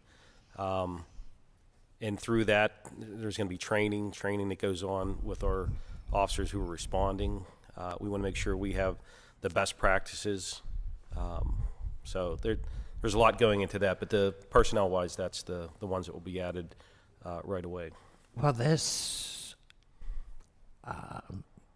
our officers, this is one of the toughest things they do out there. You never know how a domestic is going to go. We lost 3 officers up in Stanton Heights over a domestic with a son and a mother, and our officer walked in there and boom. And then we lost 2 more. So domestic violences can be very, very nasty. And I want to thank the Hillman Family Foundation for putting this in. And I'm hoping, over that time that we have more that we can do. And if we had people that were looking for funding, I'm sure we could find a lot more. Thank you for all you do and all the women at your center. An honor. Thank you. Councilwoman Gross. Just briefly, I just want to echo the gratitude that all council members have expressed. What I didn't hear, and I just might have missed it also, is, and maybe this is a longer conversation, is I think you see that you have a supportive council here, so thank you for all of your work. But it's maybe a good time to ask how we're doing, right, overall. And compared to other benchmark cities, as Councilman Coghill brought up, and maybe you don't have those answers right in front of you today, but it's obviously there's will on council to really make sure that we are doing what we can do, and to hold up a mirror to ourselves and see how well we're doing with the resources that we have. So I don't know if anyone has some numbers. I think, Nicole, you mentioned that you are one of 4 Right. county-wide and got 7,000 calls. Did I hear that right? Well, so we're one of 4 agencies countywide that works with intimate partner violence. What I was saying is that we get over 1,000 lethality assessment calls specifically from the city of Pittsburgh Police. Yes, yeah, and every year. So, and just to, I would love to engage in that conversation at another time. I think that we can absolutely talk about successes, barriers, future hopes, et cetera. I think we'd all love to engage in that conversation. Thank you. I know one thing, because we've talked about identification a few times. Women's Center has served now, last year we served 1,500 more victims of intimate partner violence than we had the year prior and the years prior to that, which I think is actually, it doesn't mean domestic violence is increasing, it means more people are finding out. And a big part of that is because the police are able to identify, respond, and support. We hope. Let's hope yeah. that it's just a statistical, accounting. But also, we struggle with these issues about how to make, when we say livable neighborhoods, when we say livable, and work on assets that make people's lives easier. It's partly because we understand that it's partly circumstances that can exacerbate these situations. And so we need both to work on causes and consequences and responses. So thank you for doing your part. I'm obviously supportive today. Thank you. No one else? No one else? Yeah, this is part of we need to reduce all violence, homicide, suicide, domestic violence, mass shootings, all of them have to be tackled and reduced. Anyway, we have a motion to approve on the table. All those in favor signify by saying aye. Aye. Opposers, nay. Thank you Positive all for your recommendation. work. Thank you very much. Thank you for your work. Thank you very much. If I may, Councilwoman Harris, the answer to your question is that is the Public Safety Support Trust Fund.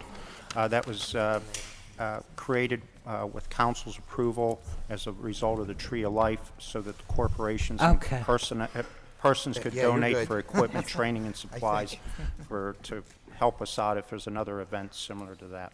Okay, Sorry I did not have that answer. That's okay, because there's a few different Yes, trust funds. but that was the name. But Thank you very much. Thank you. Thank Be you very safe, much. everyone. We have invoices on the table. I need a motion for the invoices.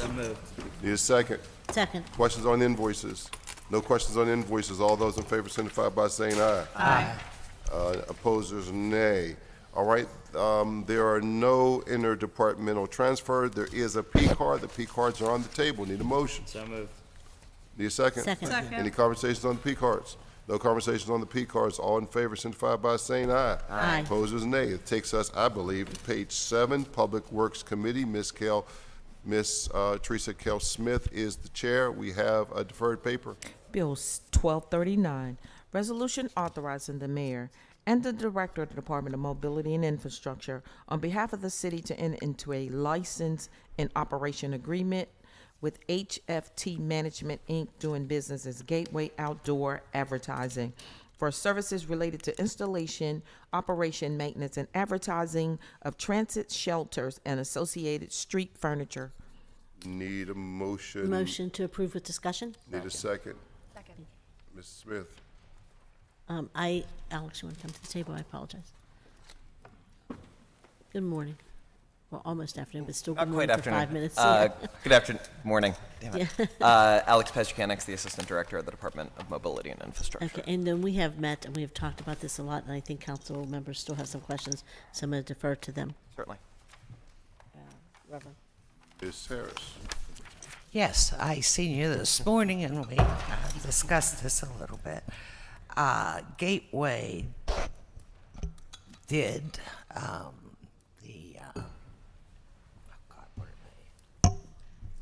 the street signs, the Billboards. Billboards, thank you. At one time, also. Yeah, so a little bit of the history that had been sort of mentioned last time at the table. Gateway was at one point part of a company called Pittsburgh Outdoor Advertising, Right. going back to Henry Posner, one of his firms in the late 1970s. The firm kind of divested their billboard assets at some point and pivoted to an entirely transit-oriented advertising firm. They got out of the billboard business in the late 80s, early 90s, sold those billboards to Martin Media, who in turn sold those billboards to Lamar. So there are some billboards that may, at one point in time, have been gateways, but there's no kind of direct relationship between Gateway and Lamar, and Gateway itself is not in the billboard business. Okay. When Lamar had these, they were filthy, they were busted up, and they still had their advertising. So I'm hoping the Gateway will maintain these and not put them up in areas where traffic can't see around them. What will the city get other than being able to put a sign up too? The benefit to the city is a combination of the potential revenue split, the guaranteed minimum, or the percentage of yield, as well as obviously the fixtures themselves, the assets. To your point about maintenance, I think as a department that is prioritizing sort of not just vehicular travel, but multimodal travel, we're interested in not just making sure that we collect the revenue, but that it's actually serving as a transit amenity to people that need it. And so that's a question of positioning and also a question of quality. We want to make sure that these are high quality assets, that they're maintained as high quality assets, so that the public kind of feels empowered and that transit becomes a more viable option to take. Thank you. And by the way, do you know where we're at? Because I think it's about maybe 6-7 years now that we put in the amount that would be given to the city from the billboards. Any billboards. And Lamar took us to court, and it just seems like we're just sitting there. I mean, 4, 5, 6 years, $20-30 million. I can't necessarily speak to where that lawsuit is, but I'm happy to follow up with the law department and see what the present status is. Okay. I know that they put the one person back in, but for a while there, I didn't see any contract with the attorney that knows her business when it comes to billboards. So I'd like to know, because that's it's money owed to the city, and we should be getting about between $2, $3 million, $4 million a year. Thank you. Thank you. You have the conversation. Seeing Ms. Gross. So I can't, in my packet doesn't have the text file for this bill.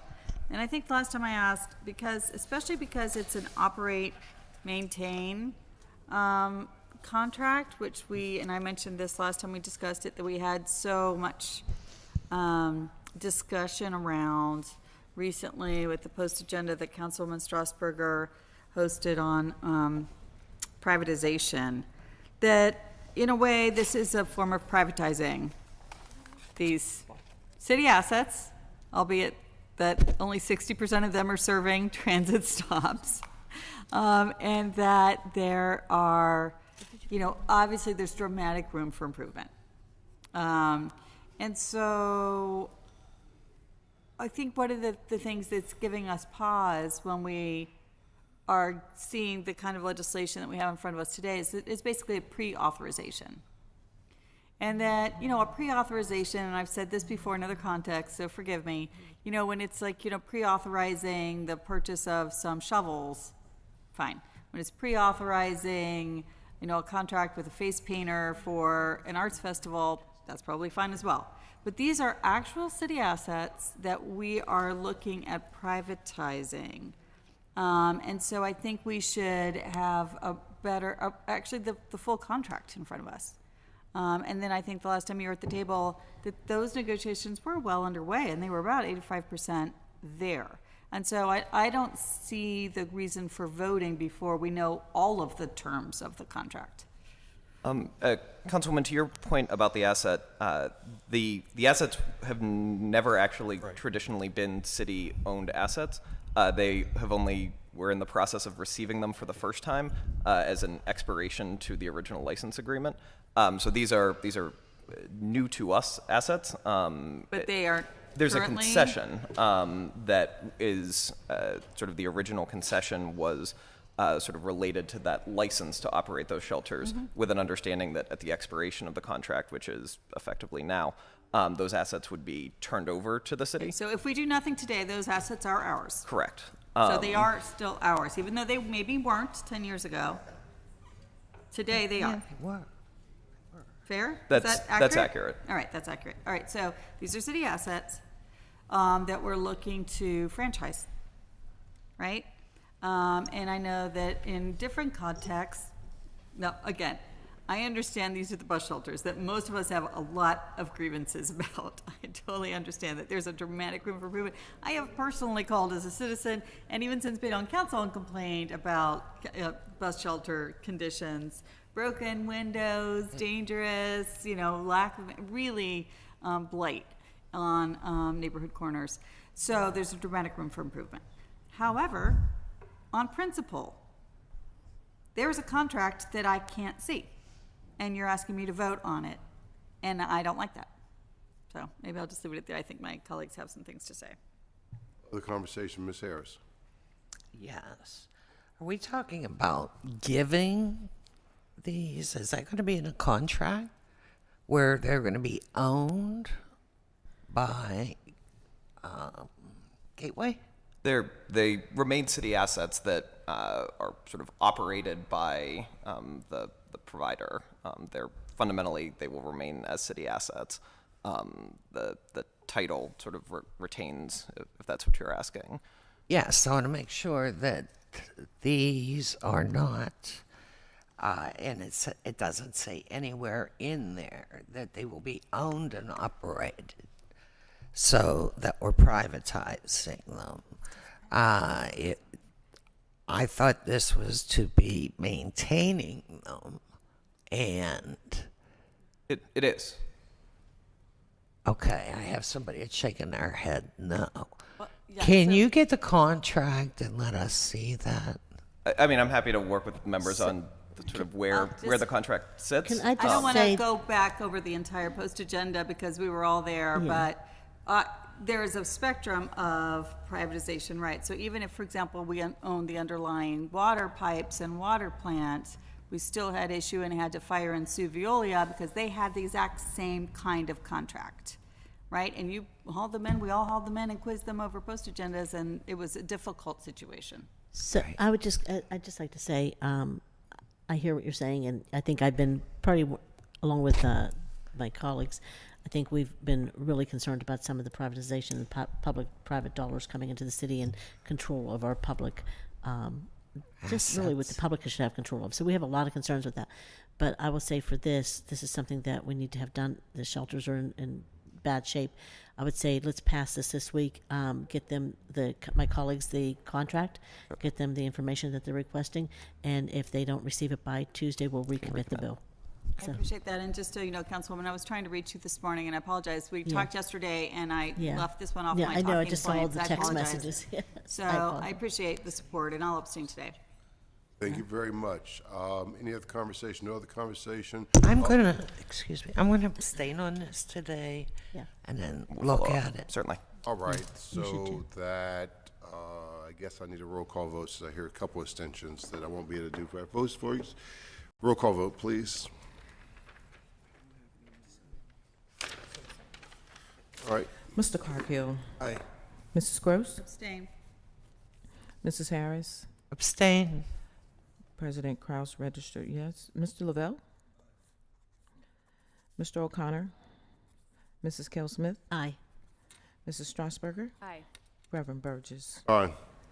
7 ayes and 2 abstentions. Thank you very much. Thank you very much. Thank you. Thank you. Thank you. I'm here for that. All right, that takes us, I believe, to the next bill, which is Bill 1295, page 8, for those of us who are following the agenda.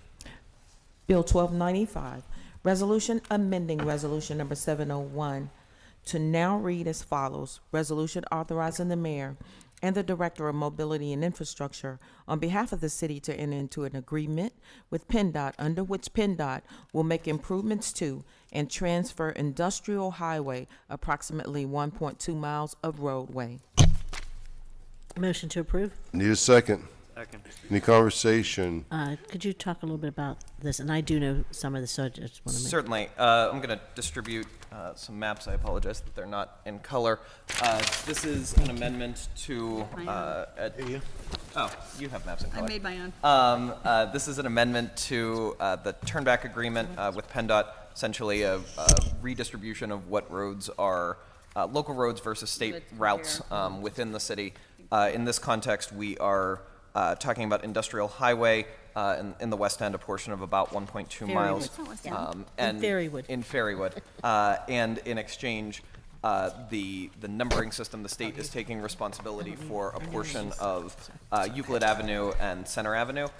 This is sort of a completion of turnback processes in East Liberty to kind of reconnect as part of the two-way conversion of Penn Circle.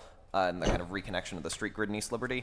PennDOT still needs to maintain a state route kind of through the East End. And I want to say that the work on Industrial Highway has already been completed about almost a year ago, I think.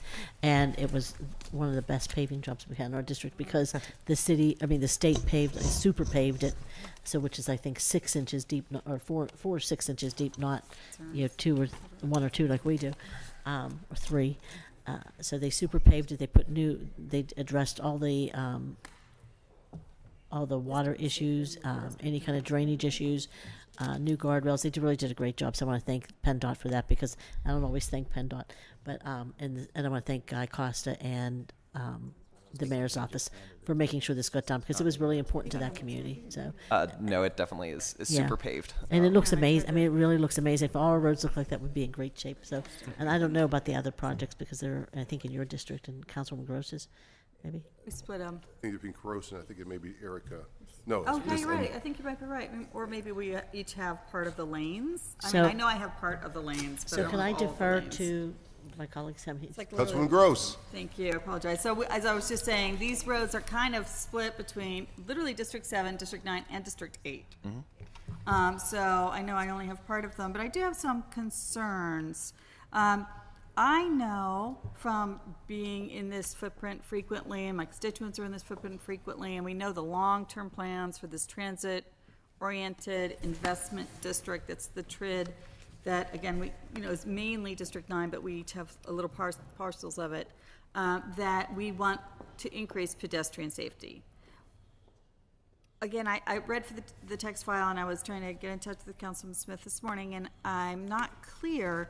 Am I understanding that we would be giving to PennDOT these parts of Euclid and to Center? Correct. Those would be sort of created. Those would be the new route that the state route would run through. So we had a pedestrian or bicyclist fatality in Oakland a number of years ago that was my constituent, and Susan Hicks, and she was killed on Forbes near the museums, right?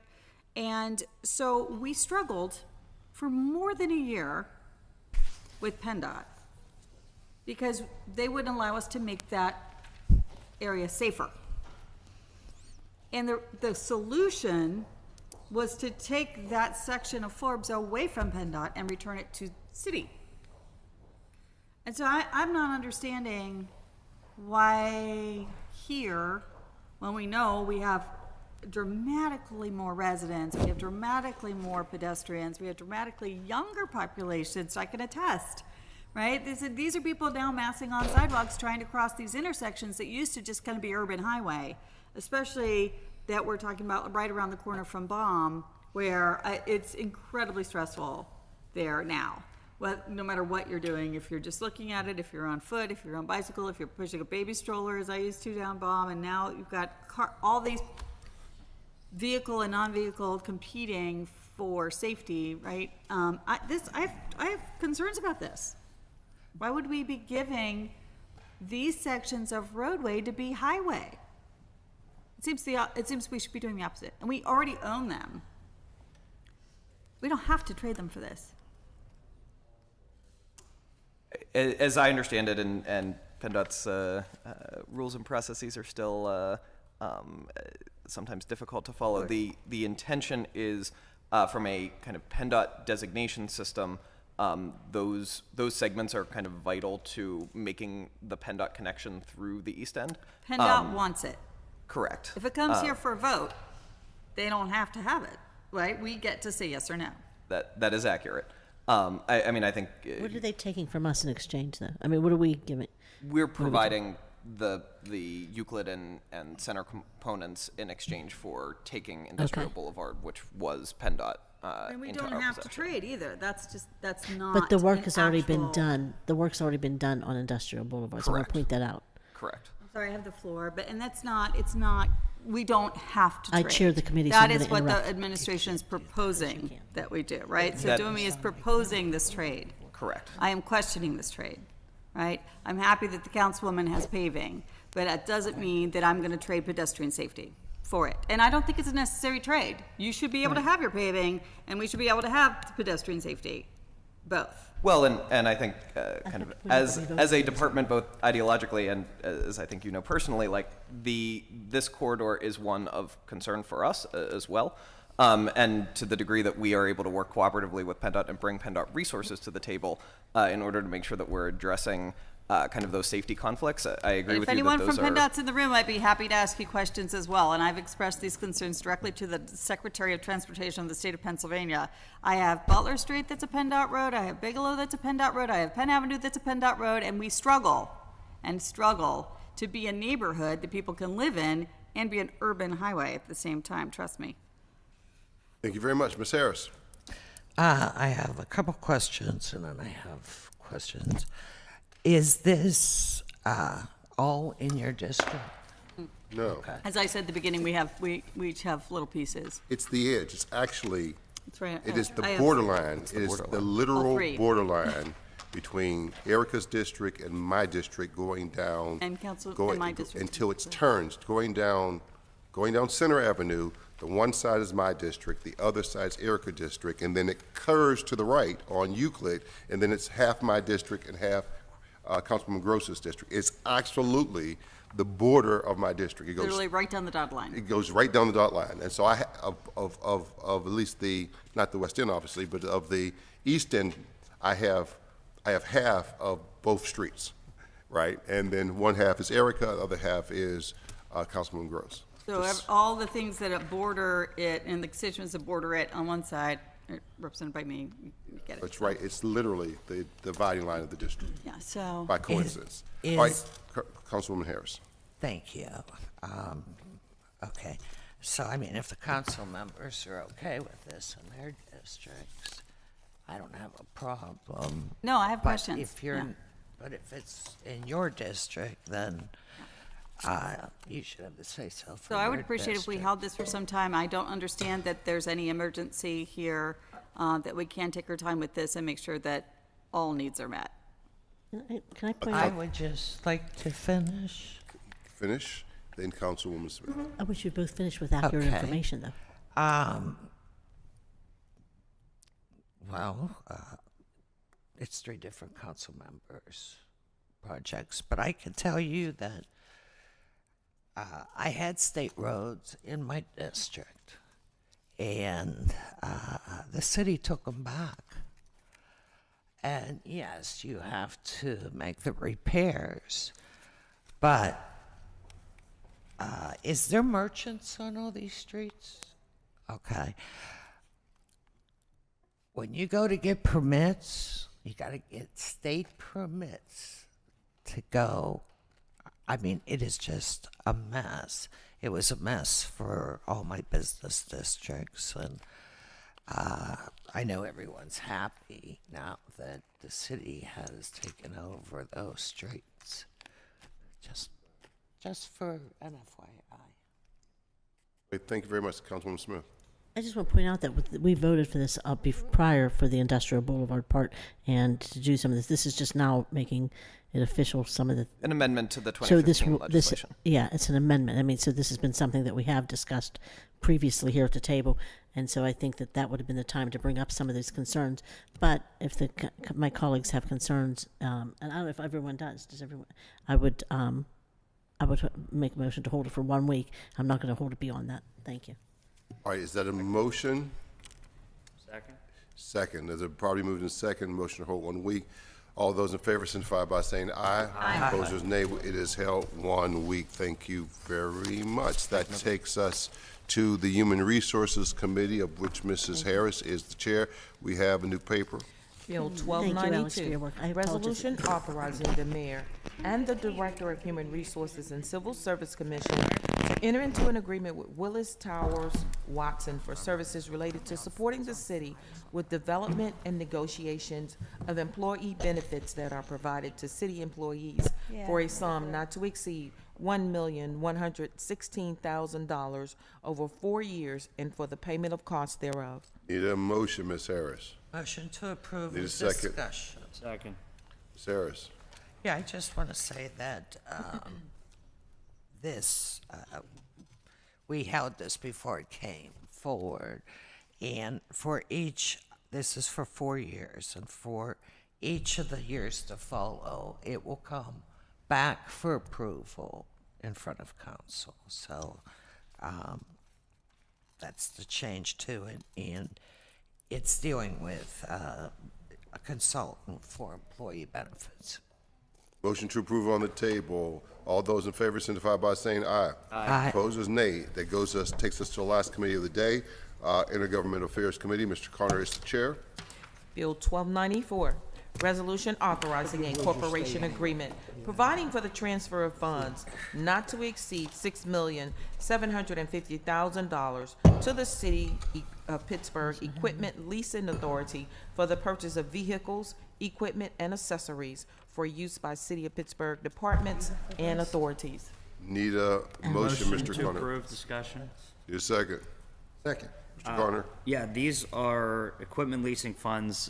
We have this, I'll bring everybody to the table.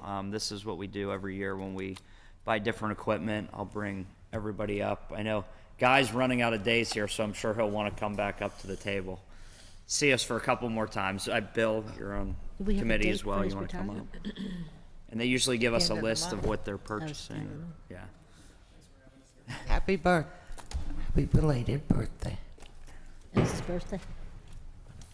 So if you wouldn't mind just going through, again, this is a yearly process, just what some of the equipment might be we're purchasing this year, if there's any differences, so. Sure, thank you. First, my name is Jennifer Pursuti. I'm the chair of the Equipment Leasing Authority. It's very nice to see you all. Again. Yes. So this is a resolution that authorizes a cooperation agreement between the City of Pittsburgh and the Equipment Leasing Authority, and provides for the transfer of $6,750,000 for the ELA to be able to purchase vehicles and equipment and accessories to be used by our various departments and authorities. And the breakdown of that funding is $1.75 million of that would be operating funds through the police, the Bureau of Police's budget, and another $5 million from capital funds, which is exclusively PAYGO funding. These funds will support the 2019 acquisition plan that our board voted on December 6th. And the ELA board appreciates City Council's support for this funding. Did you need something? Okay. Yeah. So I just have a question. I don't know that it's in here, and I don't know if this would actually be. I can't see it. Does PWSA or Alcosan, they don't touch any of this stuff, right? Okay, because the one thing I've requested the last couple of years in budget, just knowing that we're going to be doing a lot of green infrastructure, and it's probably for public works, although we haven't gotten to the maintenance agreement of, okay, we do a big stormwater maintenance project. Is it city? Is it public works? Is it PWSA? Some of it could be Alcosan. Has there been any talks, and I know you guys do diligent work on that, Bill keeps us up to date, but is there any discussion on how we're going to purchase that type of equipment? Has that come up yet? I don't know if that's a Public Works or a PWSA purchase. That's my question. What's that? I'm not sure at this point Yeah, here. okay. We're still It's in early discussions. on, yeah, right, this is yeah. basically equipment. This is for public safety, police vehicles, ambulances, fire trucks, public works, street sweepers, dump trucks, and so forth. So, the list has been provided to you. But Right. I don't have an answer for you, but I'll get back to you on that answer. Yeah, and I think that's Yeah. more a But it wouldn't- conversation in a couple years. Yeah. And then Maybe even again, sooner, who is yeah. the maintenance? Does Public Works maintain it, or eventually does PWSA maintain? If we're doing, the $41 million I know in Shenley Park, are we maintaining it as the city, Public Works, and then Alcosan's involved too? I mean, that's a bigger conversation, and we still have a couple years. I just want to know if you guys had those conversations. No, yet. that will not Yeah. be part of the Equipment Leasing Okay. Authority. The Equipment Leasing Authority, as most know, it's a separate authority, which is completely funded through the city of Pittsburgh. At one time, it was a standalone. It did its own funding, financing, and so forth. But now what we're doing is asking you to approve the funding so that we can purchase the necessary equipment. But what you're asking for would be totally something different, a separate agreement between PWSA, Alcosan, and the city of Pittsburgh. Yeah. Okay. No, thank you guys just Sure. for clearing Thanks. that up, because I know I was request that in the budget, and we haven't gotten to that part yet. But you guys always come to us every year, and your authority does a good job, so I'm good. Thank you very much, Ms. Harris. Yes. How much of this is coming out of the bond money? Oh, no, I'm sorry. The 5 million is from capital, but that is exclusively PAYGO funded. It's PAYGO money. That's It correct, is ma'am. not coming out of bond money. That is not bond funded. We also are funding with a few various trust funds as well, but no bond funding will be used. What trust funds? So we have a list of different departments that have allocated funding from their trust funds. The Bureau of Police, we have the EMS Special Events, Liquid Fuel, oh, no, sorry, that's a zero there. Those are the only two. Okay. Can I? Sure. You can have my Thank copy. you. Okay, it's just the police? The Narcotics Trust Fund, correct. Oh, it's coming out of the Narcotics Yeah, Trust you got it. Fund. Mhm. Okay, because there's also a trust fund that is to be utilized, and I'm the one that started that. If there's accidents or the police officers need it when they're not working for us and they're working, at a gynae or something like that. So I just want to make sure that if we are taking anything out of that, that I know about it. Sure. Okay. Also, since you're not in bond, are you in finance yet? I am the budget director for the Pittsburgh Water and Sewer Authority. Oh, so you're. But geez, she's still the okay. chairwoman of the Equipment But Leasing still Authority. continue to be the chair of Okay, the Equipment Leasing okay. Authority. Yeah. Yeah, which I really enjoy. Congratulations. Well, thank you. So I'm going over to PWSA. Thank you very much. It's There's a quite a wonderful few of our organization. employees that have moved over to PWSA. There have been. And Guy, maybe you can answer this question Sure. for me. I just had calls that, because the streets were icy, a number of streets, I mean, I'm talking quite a few, were not salted. And I had to call Mr. Crean. Well- And he got them done in 2 hours. Yeah. However, my staff got the answer that their trucks are really old and they keep breaking down. Well, that anytime you have equipment that is used in the snow operations, you will have breakdowns. We had 2 accidents, unfortunately, one yesterday and one the day before, and we may have lost those trucks, and those are what we deal with when we deal with the In the conditions we first? do. No, this was in the 5th Division as well as in the 2nd Division. We did buy new dump trucks. They're in the process of being put in service. If you look on the list, you're going to see more additional dump trucks to be purchased. We're looking also in Public Works to get street sweepers leased rather than purchased, and we lease because they can be maintained because they're high maintenance. But on the equipment, we had every piece of equipment available on the road. Again, it was very cold, very cold. Normally, rock salt loses its effectiveness at less than 17 degrees, and we were below zero, so there were some streets that were treated several times and just didn't open up, or there was some dead end or tertiary streets that we weren't able to get to until yesterday. But they did try to get caught up on a lot of streets in the city of Pittsburgh. But it was a very difficult storm, especially when you're dealing with ice, rain, freezing, below zero temperatures. So it was a very difficult event. But again, it takes the storms do take a toll on our equipment. There's no doubt about it. When we are in a storm mode, we have mechanics working around the clock to make sure they're up and running.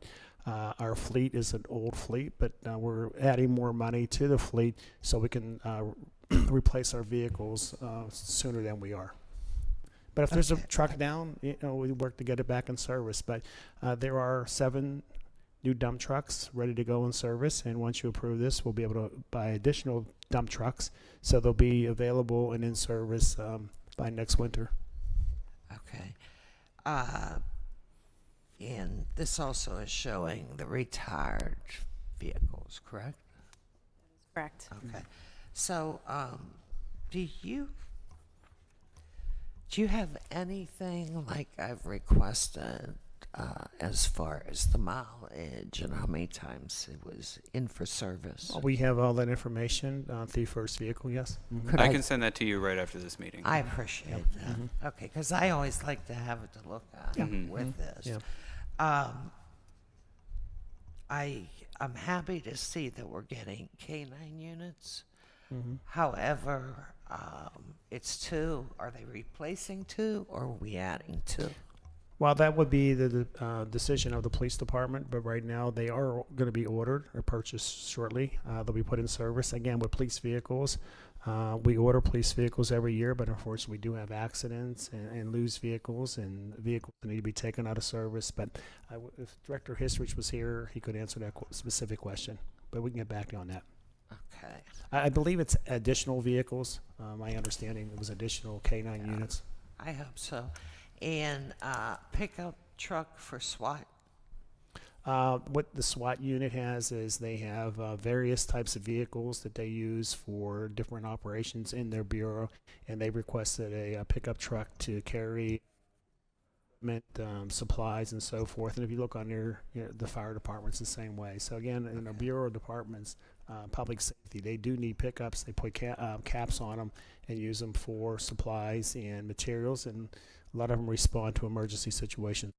Well, a lot of times our SWAT officers are coming from everywhere, and that takes time, and sometimes every moment counts. Well, and I was wondering if we're going to lay to rest some of these vehicles, and they're not in bad shape and haven't been, that they could use them with the lights on them so that they could get to the scene much faster. There's 2 situations.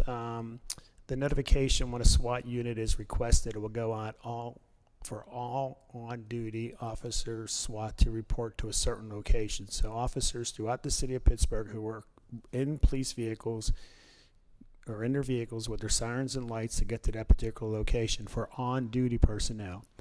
The situation occurs if they say we need all off-duty officers to respond. Right. Off-duty officers respond in their personal vehicles with flashing lights, and it's something we have to deal with because the incident in Squirrel Hill, there was a lot of vehicles going to the scene in their personal vehicles with flashing lights. When I say, emergency flashing lights, not, don't take us back, typical, blinkers. And so it's something we need to address. And also, when the SWAT unit is required, there are folks at the various locations where these SWAT units are. They jump in those vehicles and they get them to site as possibly they can. Now, we do have a lot of vehicles that are unmarked, and they got emergency lights on them. They're hidden so that folks know that they're unmarked police units, but they do respond. Okay, I just think in the case of SWAT, that's a real issue. Yeah, they have an operational plan that we really can't get into. Suburbs, and they have volunteer firefighters. That's why I live in the city. my firefighters are right there, and they go. Yeah. Incidents like Squirrel Hill, you know, you wanted to get there right away. And some of them are coming from home. And some of them could, go from home to the closest police station and jump in a marked vehicle if they have to. They have a protocol and procedure they go through on the But SWAT that unit. takes time. Well, that's why they have immediately. The on-duty officers respond immediately. Wherever they are working throughout the city of Pittsburgh, they respond immediately. So you may see a police vehicle from assigned to south side over on the north side responded. That's probably a SWAT situation. Right. But really, take a look at that and lights, because they've got to get through traffic. Well, they can't just sit there like. Yeah, but you got to be careful. I'm going to the store. Yeah, there are state laws that don't only allow you to have certain lights, don't allow you to have emergency lights on your specific vehicle. They have them in the suburbs. Well, they got the blue flashing lights, and there are some laws that we found out that the state police are enforcing. But talk to Director Hisrich. They are aware of it, and they're looking at it, because what happened in Squirrel Hill would have been nice, if we had emergency lights on the personal vehicles, just a red flashing light. But we have to be careful because in state code doesn't permit that. Right. Well, then they need to. Well, I agree. I had red the older lights. I had vehicles red to lights to start with. respond to emergency, and the state police maybe remove them. So. And same with the officer with the canine. Same thing. Well, the canine unit will be a marked unit with lights and siren. Right. In the mark. But they come from home to the vehicle. Yeah, they are looking at that as well, Councilwoman, and again, Director Hisrich. Because those are two of the big issues I have. Yeah. Oh, it'd be nice to have more vehicles, but we have a budget and expenditures, but we've been staying on top of the police department. I think over the past, this administration is adamant about getting new police vehicles. We have new police vehicles coming next couple of weeks. We're looking at a new model coming out for 2020. Yeah, 2020. So we've been working very closely with the police. The police prefer the SUVs rather than the sedans, so we decided to go with the SUVs rather than the sedans. So the older ones you can give the SWAT? Well, they're handed down. What they do is they go through a process to hand vehicles down to where they're needed. They may have a vehicle with very low mileage on it, and they'll give it to someone who really needs it and move the vehicles around to where they're needed based on the mileage and the condition of the vehicles. But again, I think on average, Peter, maybe 3-4 years for police vehicles. We don't have them that long. Well, we put on about 100,000 miles on police first of all, Peter should introduce himself. Every year. And you may want to talk about how we sell vehicles, maybe to answer that question. Sure. I'm Peter McDevitt. I'm the Senior Asset Management Analyst in OMB, and I do a lot of the administrative work for the ELA, so purchasing vehicles, paying for vehicles, and helping the former fleet manager build the plan. But as Chief Costa was saying, the police vehicles we actually purchase with operating money because they have a shorter lifespan than the rest of the vehicles. But they didn't at one time. And I remember arguing that point. Right, but now we have them. So they do go through more miles because those are the policemen's offices. They don't go into the office, they go to their vehicles and they patrol on the units. So they go through a lot more miles a lot quicker than most of our other vehicles. And whenever we do purchase replacements, as Chief Costa said, if we can reuse that vehicle somewhere else before decommissioning it, we certainly will. But if it's truly at the end of its lifespan and it's at the point where it's not worth investing any more money in it, we will sell it on the live auction website on GovDeals. And then that money would go. Send me that. And is there anything for RAD on here? For what? For RAD? I don't believe at this time here. RAD equipment is usually purchased not through the equipment lease authority. Usually it's tractors. No, it's tractors. It might be tractors. It still came yeah, to but you. if it's a truck, it could be on this list here. But the funding source comes from RAD. But lately we've been using RAD funding for equipment that does not go through the equipment leasing authority. Mostly tractors, I'm going to say. Okay. Some of And the no smaller heavy equipment. we're not getting Yeah, any. heavy equipment this year, I think on the list, there is a separate list for heavy equipment. We are looking at street sweepers, and we're looking at a high lift. Yes, Do we have a copy? Don't you have one in front of you? No? I gave you the, it's on the back part of it. It's on the back page. It's under heavy equipment, yeah. Saving Yeah, we're getting one backhoe, one high lift, and we're looking to lease 3 street sweepers. So that's the plan for this year. Okay. Okay, that's good because now is any, like the heavy equipment, like the backhoes, they last the time. They can last 20 years, but Yeah. we keep them as long as we possibly can, and then once they're no longer usable for us, they're sold. Peter sells them and then takes that money and deposits it into another account where we can purchase new equipment. Yes, all the auction proceeds go directly into the ELA's checking account that we can then reinvest in more vehicles. Okay, so are we using any of the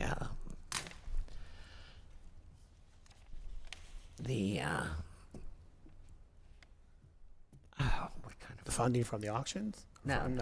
What funding? RAD, we talked about RAD funding. Yeah, Operating bond. bond? Okay. Right. Are we using any bond money? No, this is all pay-go money from the capital budget. There's no bond in this. Okay. That's all. All right, any other conversation? Oh, I'm sorry, she was next, I'm sorry about that. I'm sorry, Erica? Councilwoman. I didn't see Thank your you. hand, I'm sorry.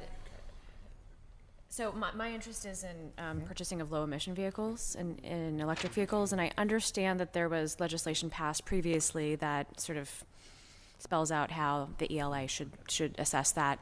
And I know that my office is also setting up a meeting with many of you to discuss this. So my interest in that is not just low emission vehicles for the sake of it and for air quality generally, but also specific complaints I've received from individuals who are recreating in recreation areas near parks or near reservoirs, who are coming across city vehicles that are idling or driving in areas where they're trying to get some fresh air and are experiencing the direct impacts of polluting vehicles. So those are both of my concerns and issues, and I'm really looking forward to our meeting where I can understand how the legislation plays out with the ELA and how you how you make decisions about what kind of the prioritization of this department versus that department getting the cleanest vehicles possible. Right, and we've been doing that. We've been purchasing electric vehicles. We've been buying hybrid vehicles. Yeah, we are looking at in public works more environmental friendly vehicles, and that's our goal to change over where we possibly can. But unfortunately, a lot of our equipment is diesel powered because it needs the diesel fuel, the power of the equipment that's necessary to do the job. So we're kind of limited there, but we are going to look at it. But again, we are on electric vehicles. As you can see from the list, we have electric chargers, and we've made great strides in the past few years with our vehicles to be more environmental friendly. Thank you very much. I'll be 2 seconds. Scargill, then- Real quick, I just want to say, I know the importance of keeping up on vehicles, whether it's police, public works, firefighters. If you're in a Right. police chase and the car's not up to par, you need good quality. And I can't stand, one thing I can't stand seeing is a broken down police car or a fire engine that needs work. So I'll say for the most part, our vehicles seem to be tip top. So I think you've been keeping on it very well. The only question I had for Guy was sold hogs. Are they nothing more than pickup trucks with a They're a pickup truck with a rear spreader on Yes. the back body. They also have a plow. They're 4-wheel drive. They are used to get into our narrow streets, our dead-end streets where they have to back in and so forth. So they are used on a lot of our tertiary streets, but that's probably me being Paige anyway. But yeah, we do have those, and we have a large number of a large fleet of these smaller pickup trucks. That are Right. in I service. didn't know there was pagers anymore. All right. Yeah, people make fun of me, and young kids say, "What is that?" And I say, "It's a pager," and I do get paged. And So the that's how salt I know. hogs in Brookline specifically, we have a lot of alleys and people Yeah, park there. Brookline. I'd love to see, 1 or 2 more of those more frequently there, even one of the newer trucks, because I know they have to get in and get out of these tight spots. Yeah. You can't get the big trucks. Right, there's no doubt, and we remind folks that The salt hog, we call them salt hogs. That's the term we use in Public Okay, I Works. think it's- Right, and what we're it okay is, with that, they're right? made specifically to get in there. The downside of it, they only take maybe a ton or two of rock salt, so they have to make more trips back to the salt depot to get reloaded. That's the downside of them, but they're great on some of the narrow streets that we have in the city of Pittsburgh. We'll both probably hear from the National Pork Association. Yeah, probably. Yeah. That's it. I But just anyway, wanted they're to- good yeah, I trucks, just want to yeah. emphasize, I love those But little, over the past couple- maneuverable, easy to get in and out of alleys. I can get back to you, but I know over the past couple of years, we've been purchasing more and more of those. I know we have many more than I had 10 years ago when I was with Public Works, so we've come a Yeah, long way with yeah, those that's as good. well. I think Mhm. they're valuable. And we've also been buying one-ton dump They're trucks. cheaper. Yeah, well, we also been buying some one-ton dump trucks where they can carry more salt. We call them one-tonners, but they can carry more salt. They get into some of our narrow streets as well. So we've been not only, in the past, the city used to always buy the large trucks. Now we're buying large, medium, small, and the small salt hog pickups. And I care very much about the comfort of the men and women that are driving them. Mhm. However, I know the difference between buying a loaded pickup truck versus one without air conditioning. So Well, they all- were we like in the middle of the road? No, give we them buy. AC? They get air conditioners. We get a pretty good price off the Yeah, CoStar. is that Yeah, right? they're air And we buy in conditioned. bulk, right? So we probably Yeah, we do get better. good price. Most of the pickup trucks today are built with the standard equipment is now air conditioning, AM/FM radios. A lot of pickups are getting out of being manual shifts. They're all going to be automatics, and we do buy automatics. But we do buy not completely loaded, but a comfortable vehicle for our employees to travel in. Yeah. Mm-hmm. Thank you very much. Anyone else before we go to Ms. Harris for hopefully the end of this conversation? We have a lunch, you know. Yes. Okay. Are we invited This to this lady lunch? right here just started talking about the environment.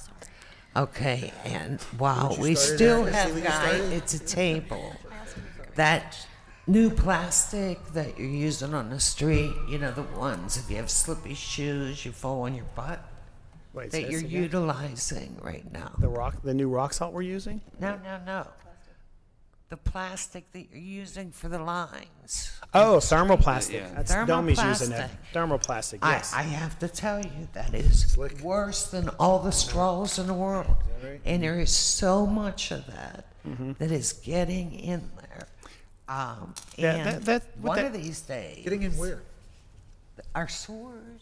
No, that's no. It shouldn't. That's Yes. a thermoplastic. What that is, that's a heated paint that peels off. It's applied. It shouldn't peel off. It's peeling It off. does. They need to get a contractor back in there. It's a better material to use. It has longer life. If you paint a crosswalk, paint it with regular paint, it's going to be required to be painted a minimum of twice a year. Thermoplastic, you may get 4 or 5 years out of it. Thermoplastic is highly visible with lights at nighttime, so it makes it a much safer crosswalk. But again, we have had problems where it's peeled off, but the key is that has to be applied right after new asphalt has been laid. It will You're last gonna much longer. find that it is worse than all those straws and cup lids. And a lot of cities are I know you're talking about the manhole about covers, but banning that right it's now. all and, it's a and painting those lines. it works. It has its much greater advantages than it does on disadvantages. But the key too is when you pave a new street, you want to get that applied as quickly as possible, and it will last a lot longer. It could last some of them up to 10 years. But the worst thing about it is what it does to the environment. He's got an emergency. No, I don't. Thank you. So, Thanks. More reflective too. So thank you very much. You can go back to the days of using a Sharpie to do the roads, right? I was going to say, if Public Works Director came here, the new salt works really well. It does, The yeah. blue Yeah. salt is absolutely working. If you've not noticed, we have new salt on the road. It's blue. Yep. It's a better grade of salt, and it actually is extraordinarily effective. So But I got to remind folks too, the past week we did use some of the normal salt. It wasn't not as effective as the new salt that we're using. So you may have had some streets where it was salted, and the snow and ice didn't melt quick enough compared to the new salt. The new salt is a great product. Great product. It's more money, but it's worth it. And so we just ask folks to be patient with us, and you'll see a vast improvement over the next couple of snowstorms, because we want to deplete the normal rock salt supply and continue on with the new rock salt. Because the new rock salt is effective at lower temperatures. Oh, yes, yes. Rock salt is only good till 17 degrees, and then it loses effectiveness. Then if you add a chemical like liquid calcium, it may get you down to like 10 degrees or 5 degrees. But this liquid, the new salt we're using, gets you below zero, and it continues to melt snow and ice Good below stuff. zero. Very good. Thank you very Thanks. much for Thank your you. investment and for thinking in that. All those in favor signify by saying aye. Aye. Opposers, nay. Positive recommendation. I believe that has Thank you. exhausted our agenda on a slow-moving agenda today. Don't know why. If there is any, is there any conversation, any final conversation, any remarks by members of council? If not, I'll accept a motion to adjourn the meeting and approve the minutes and adjourn the meeting. So moved. There's a second. Second. All those in favor signify by saying aye. Thanks. Opposers, nay. Thanks, council members.